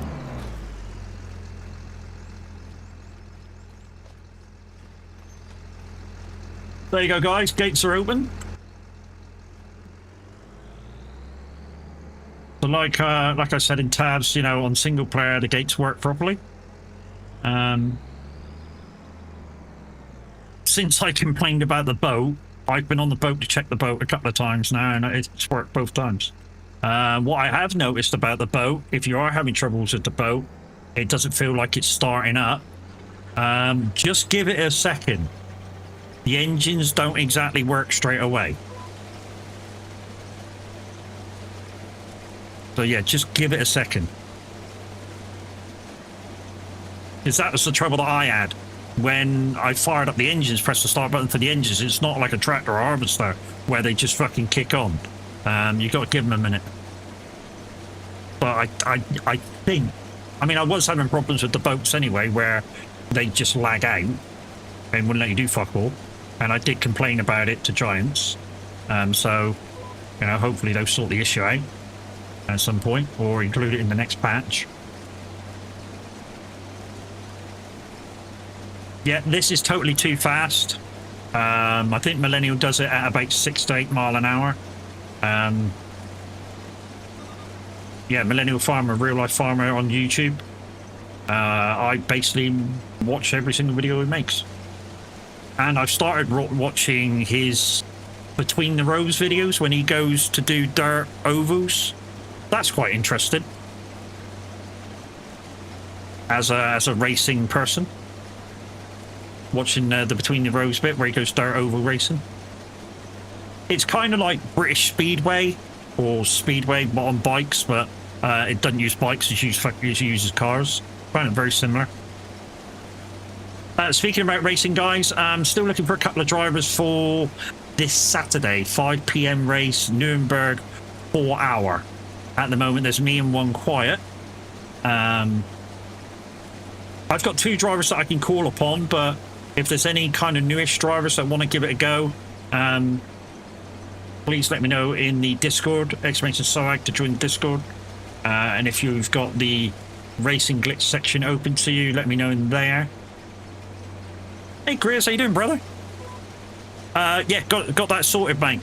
They found it in the end. I say they found it in the end. What I didn't know was there's different parts to the partner pages. Yeah, because they went, oh, did you try the UK part of the partner pages? I'm like, there's a UK bit, and I found out, yeah, there's a UK bit, there's a European bit, there's a freaking US bit, there's a fucking world bit. So there's 4 pages for the partners, and I'm like, why not just put it in one bit? I'm okay, sorry, I did not use your code today. Found a wheel for racing on CEX. Dude, literally, dude, if you find something cheaper elsewhere, don't worry about my partner code.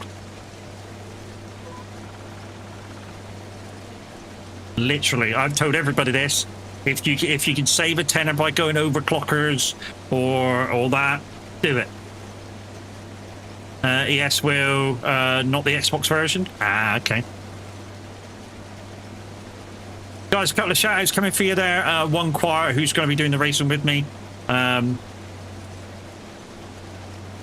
Billy M1, I know you were over in Tavs earlier. There's a shout-out for Tav.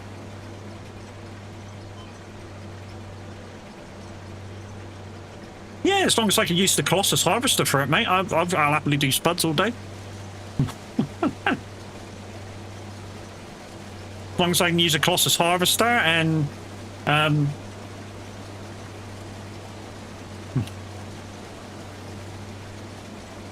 only one on Moser is the Xbox version, £139.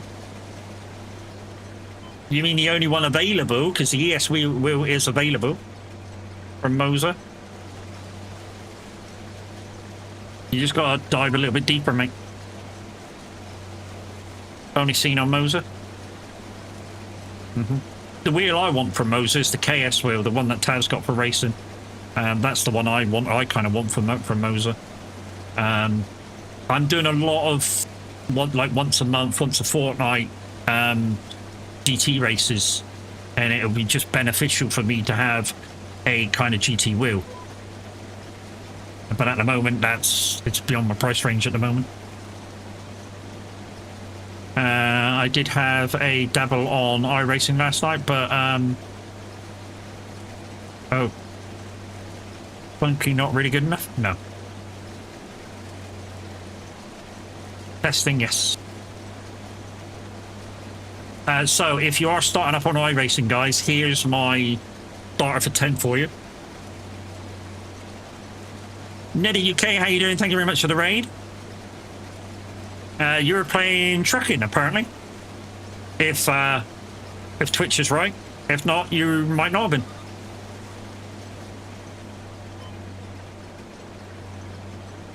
You could have been playing trucking. You could have been playing farming. Who knows?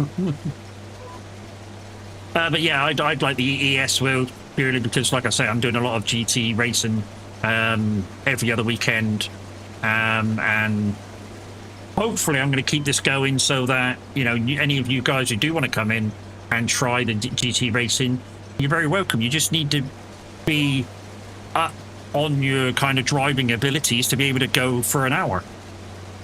That's all I require. Well, I say I require, that's all kind of we need you to do. And with that, you can do a little bit of spotting for the driver in the car. We'll show you how to do that. We'll show you to keep an eye on fuel and tires for the guy in the car. It's all part of a learning process. If you want to come in and learn it, you know, make sure you get there for the start of the race and away you go, kind of a deal. Also, plus I have seen you can get an add-on like the GT1 style extra for it. Yeah, so you can get a Formula 1 style wheel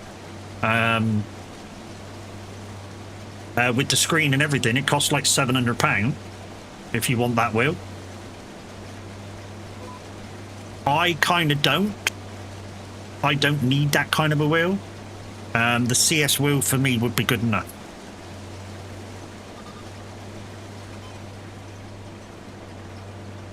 And I mean that. I do not need the screen. You know, the screen for me would be wasted because I use my iPad with Sim Dash, which I paid for, so I don't really need a screen. It's basically unscrew current rim and change it. Yeah, I've seen that. Yeah, you basically use the buttons and everything from the ES wheel, but you can change the shape of your ES wheel, which kind of makes it into a GT wheel, but doesn't. I say it doesn't because with the KS wheel, you've got knobs and buttons on it that allow you to do different stuff while racing very quickly. So you can change your traction control or your ABS and stuff like that very quickly without having to look for buttons and stuff. So it makes it a very efficient way of doing it.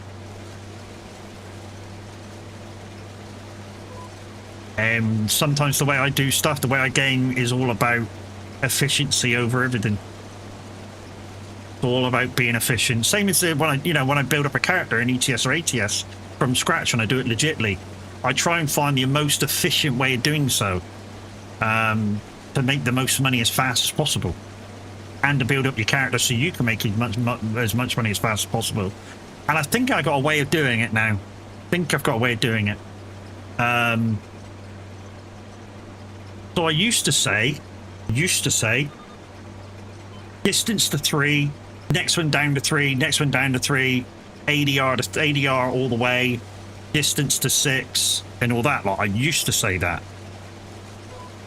Here's the way I recommend now. Still go first off distance to 3, the one below it distance to 3, the one below that to 3, ADR all the way, then go down to your efficiency and do that all the way. Here's why. The efficiency on the bottom, the economy in your fuel, gives you more miles you can do on the fuel. But you don't have to, so it costs you less kind of on fuel every time. So you know, if you do a 1,000-mile trip, you don't have to fuel up every trip. You know, you might be able to survive 2 or 3 trips on the fuel.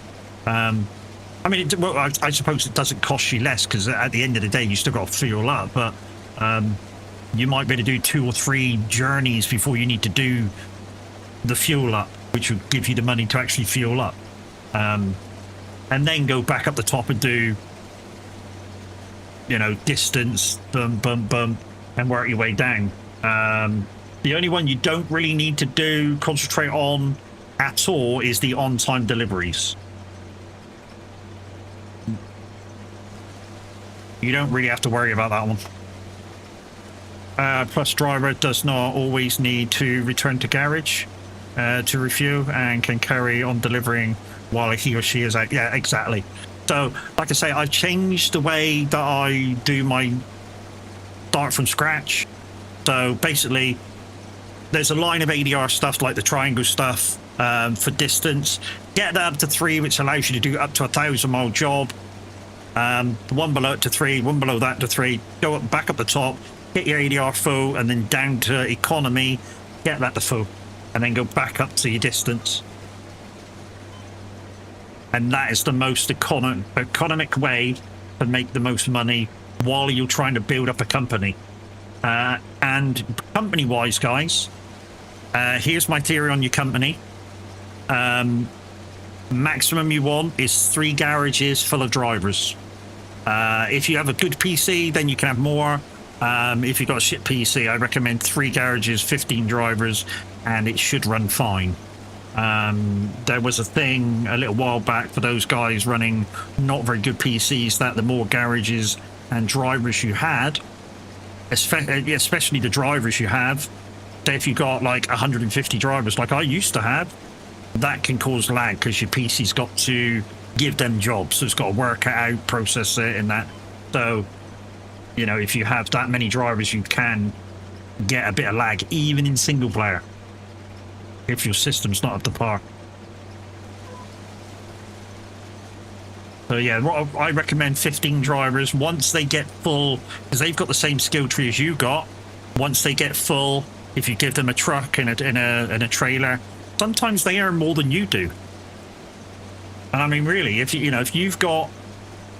choose to do strawberry, say, which is only like 20 grand for 1,000 miles, and they pick up I don't know, medical equipment, they might be earning 70 grand for their journey. So they can bank more than you, but it pays for your repairs. That's the good thing with having it. You know, if you want to do your character legit, your company drivers pay for your repairs and fines and stuff, and that's why I recommend having them around.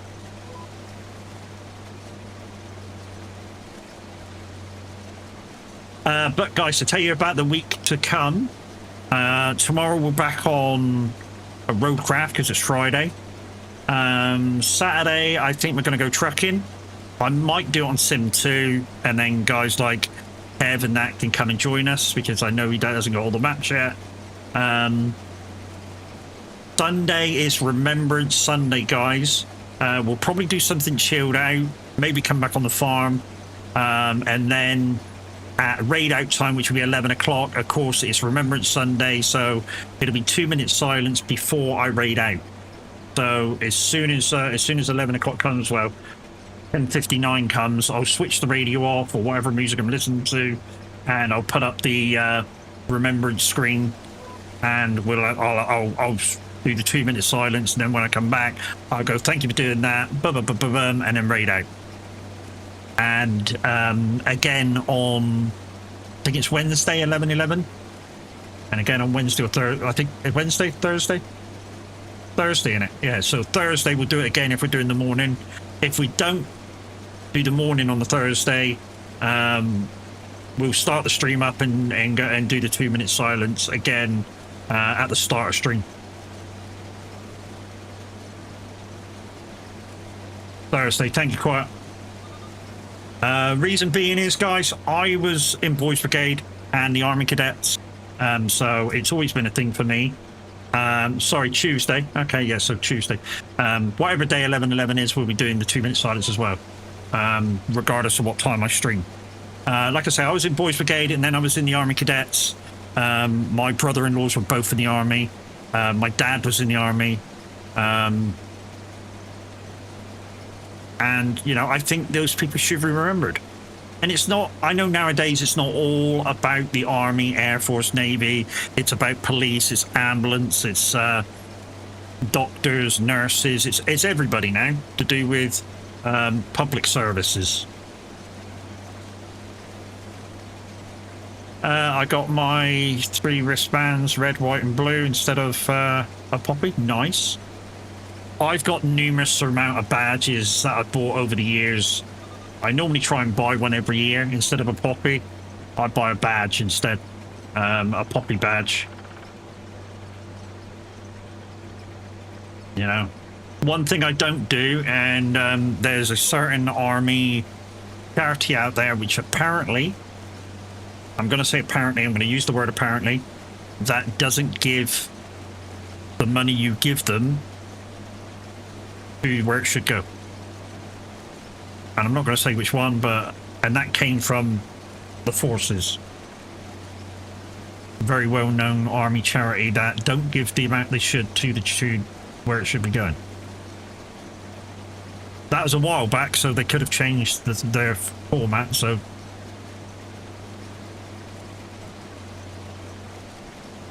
Really big leaders.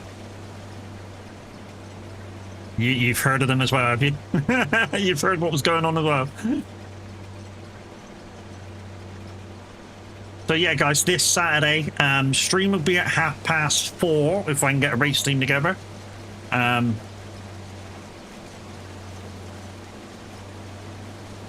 abbreviated, no, not.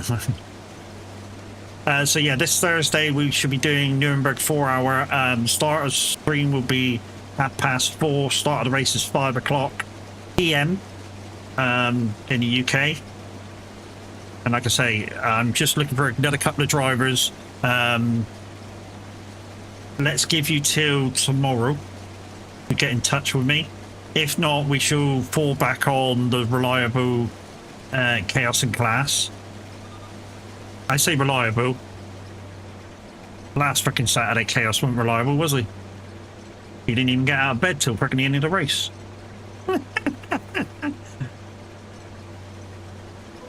And he knew it was on, and he had reminders. Sorry, Chaos, I had to take the piss out of you, mate.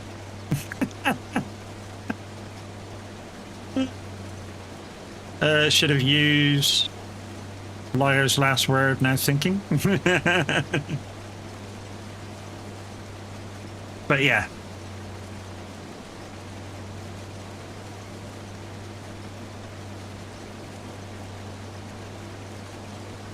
We're gonna, I can tell you now, we're gonna need those other 2 drivers. There's no way I can do more than an hour. It's also up to you which place you take in the driving squad. So you can go first if you want,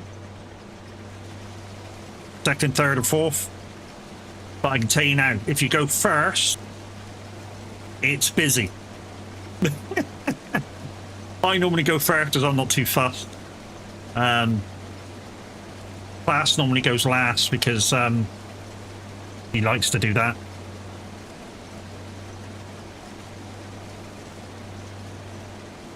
If I could get a Velcro patch properly, I could wear one on those. Now I have a couple of hoodies with arm Velcro patches. Oh, that's quite cool.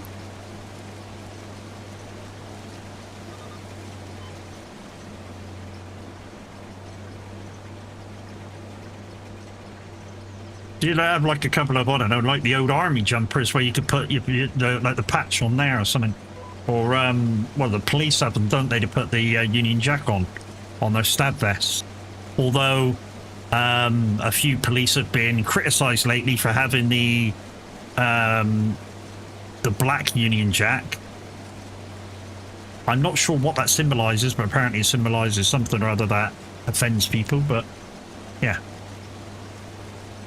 I have a British camo hoodie with both army capable of... okay. If I had that, you know what I'd stick on it?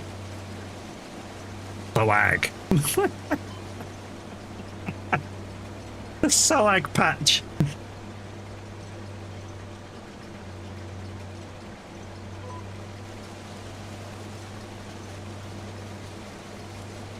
combat tactical where I got mine from, if it helps. You don't mind where you drive, to be honest. Yeah, you know, we'll sort it out on the day, mate.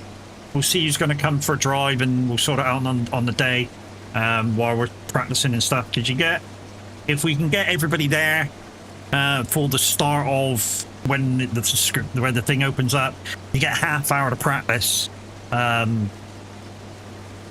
I know it's not quite long enough for like all of us to do a lap, but I certainly won't need to do a lap, so there's only like the three that needs a lap to practice. And if we're in the GT3 car, Chaos and Class are used to the car anyway, with the tune that I use. In fact, I think Chaos did a sub 8-minute lap the last time we did it, just to show you how good the tune is. I got camo and a black one instead of overhead style. I got lip style for a change, and also has arm and pocket zip. Nice.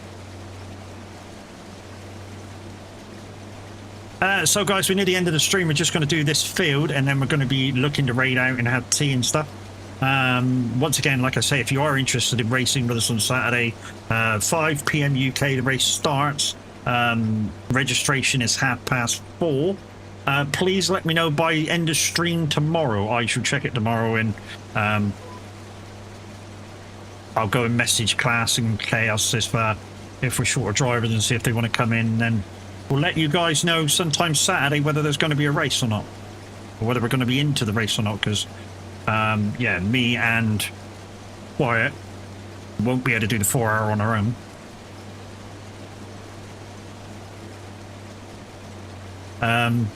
Mr. H, if you're still listening, you want to come for a drive for an hour tomorrow afternoon, or tomorrow evening?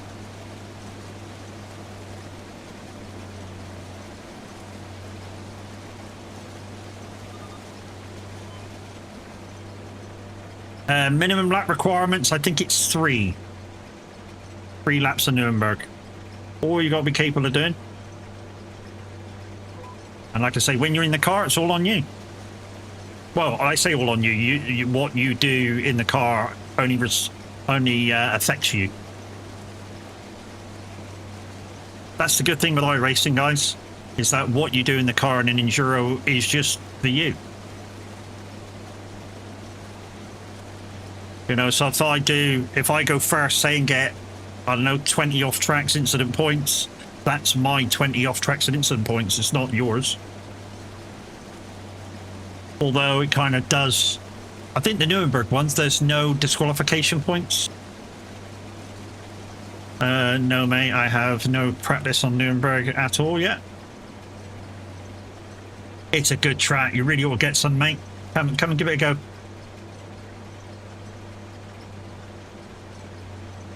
It's a cracking track, and it's, I don't know, team building, just say.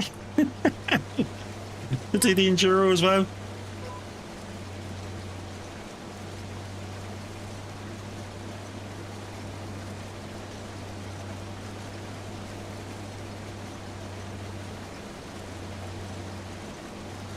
A bit too soon, though, I think, for maybe if you've never practiced on it. Bit too soon for you to come in. Maybe next time, in a month. Although next month you're doing the 24-hour thing with Linda, aren't you? Look out for that, guys. Silverstone 24-hour race. Mr. H and Tav are going to be involved with Linda Racing.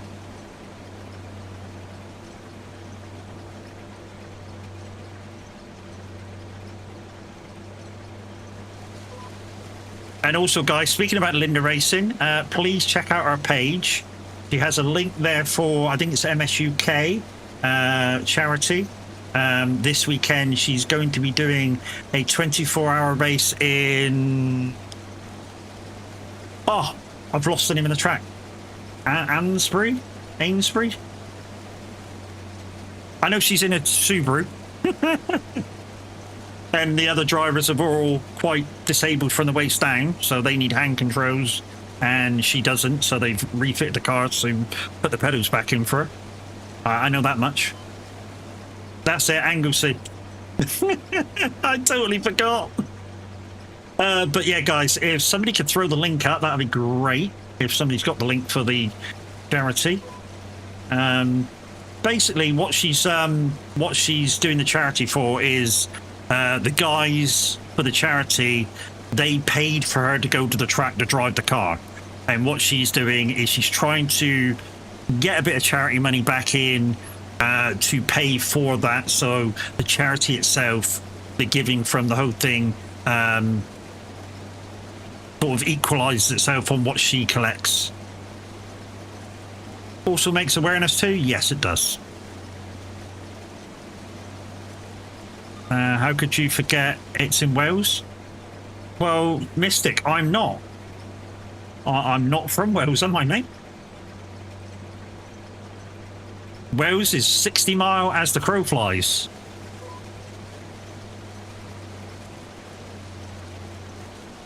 In fact, it's 60 miles in that kind of direction as the crow flies.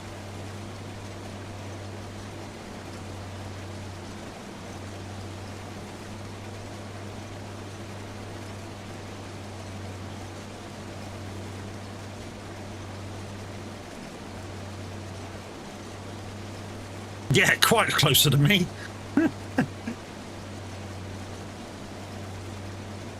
I could if I held a map of the UK flat and I drew a line from where I live across the bottom of the UK, I would be further south than Loopy. And some of you have come across from Tab and Loopy. I would be further south in the UK than Loopy. Just about. Let's say it would take me an hour and 40 to drive it. I don't know, mate. I don't know how far Anglesey is away from me. Is it kind of northish Wales? Because even to get to southern Wales is hour and 10 minutes drive, and that's purely because I got to go Bristol before I can cross the 7.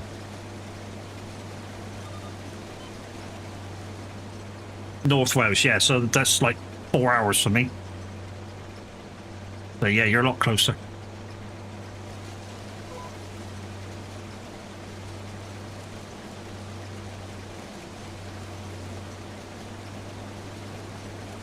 Sorry about this being nighttime, guys, but I really don't want to forward the time until I'm ready to kind of do my stuff, because to be honest, I want to put a few lights down as well as changing that deep pennage after stream.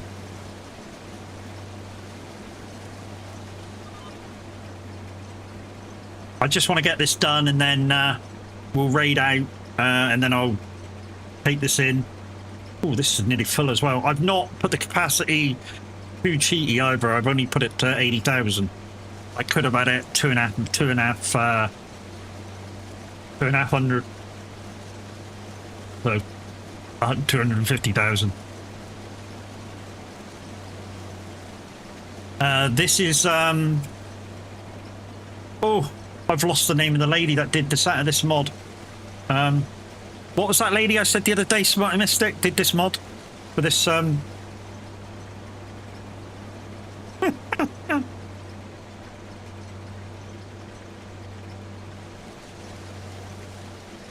this is that's it, Obertana. Thank you, mate. So yeah, Obertana, lovely German lady, or Austrian lady, I might just offended her, made this mod. It was in FS22 as well. She's added a few bits and pieces to it. It's a great little mod. The only thing I'll say about it is I had a little problem with the forage wagon. When you're in a bouncy field, it tends to leave shit behind. So yeah, I had a little trouble with that, but otherwise, great little mod. I love using it for the water Bowsers. The water Bowsers are perfect.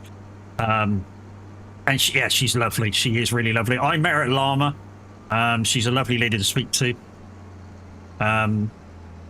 If you watched the CLP thing on YouTube just recently, he was on that with CLP, Tav was on it, Obertana was on it, and a few other like big streamers were on it. And that was for a charity as well, wasn't it? Farmer William 55. I thought you'd already followed, my friend. But thank you for coming back. But guys, we are going to raid out, and I'm going to finish this delivery off in a second after I end stream. But you guys have been awesome. Hopefully this has really helped get me over the fucking tip with Usually Flip airdrop. And we can get on to next time we're on delivering those bits and pieces off to get you guys some keys. Pub time for you? Chris, do you want to take me? Do you want to take me with you? Ladies and gentlemen, Farm Boy Q coming in with a raid of 19. He was over there playing Farming Simulator 25. Hello, mate. How you doing?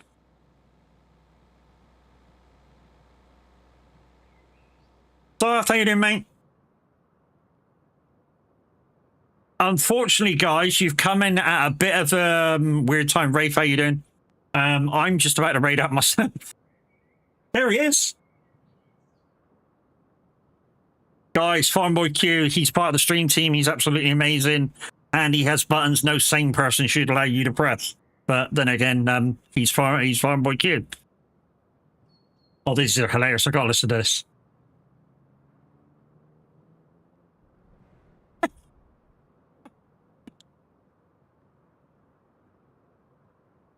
Oh, some of these are priceless. Oh, some of these are absolutely priceless. Oh my god. Oh my god.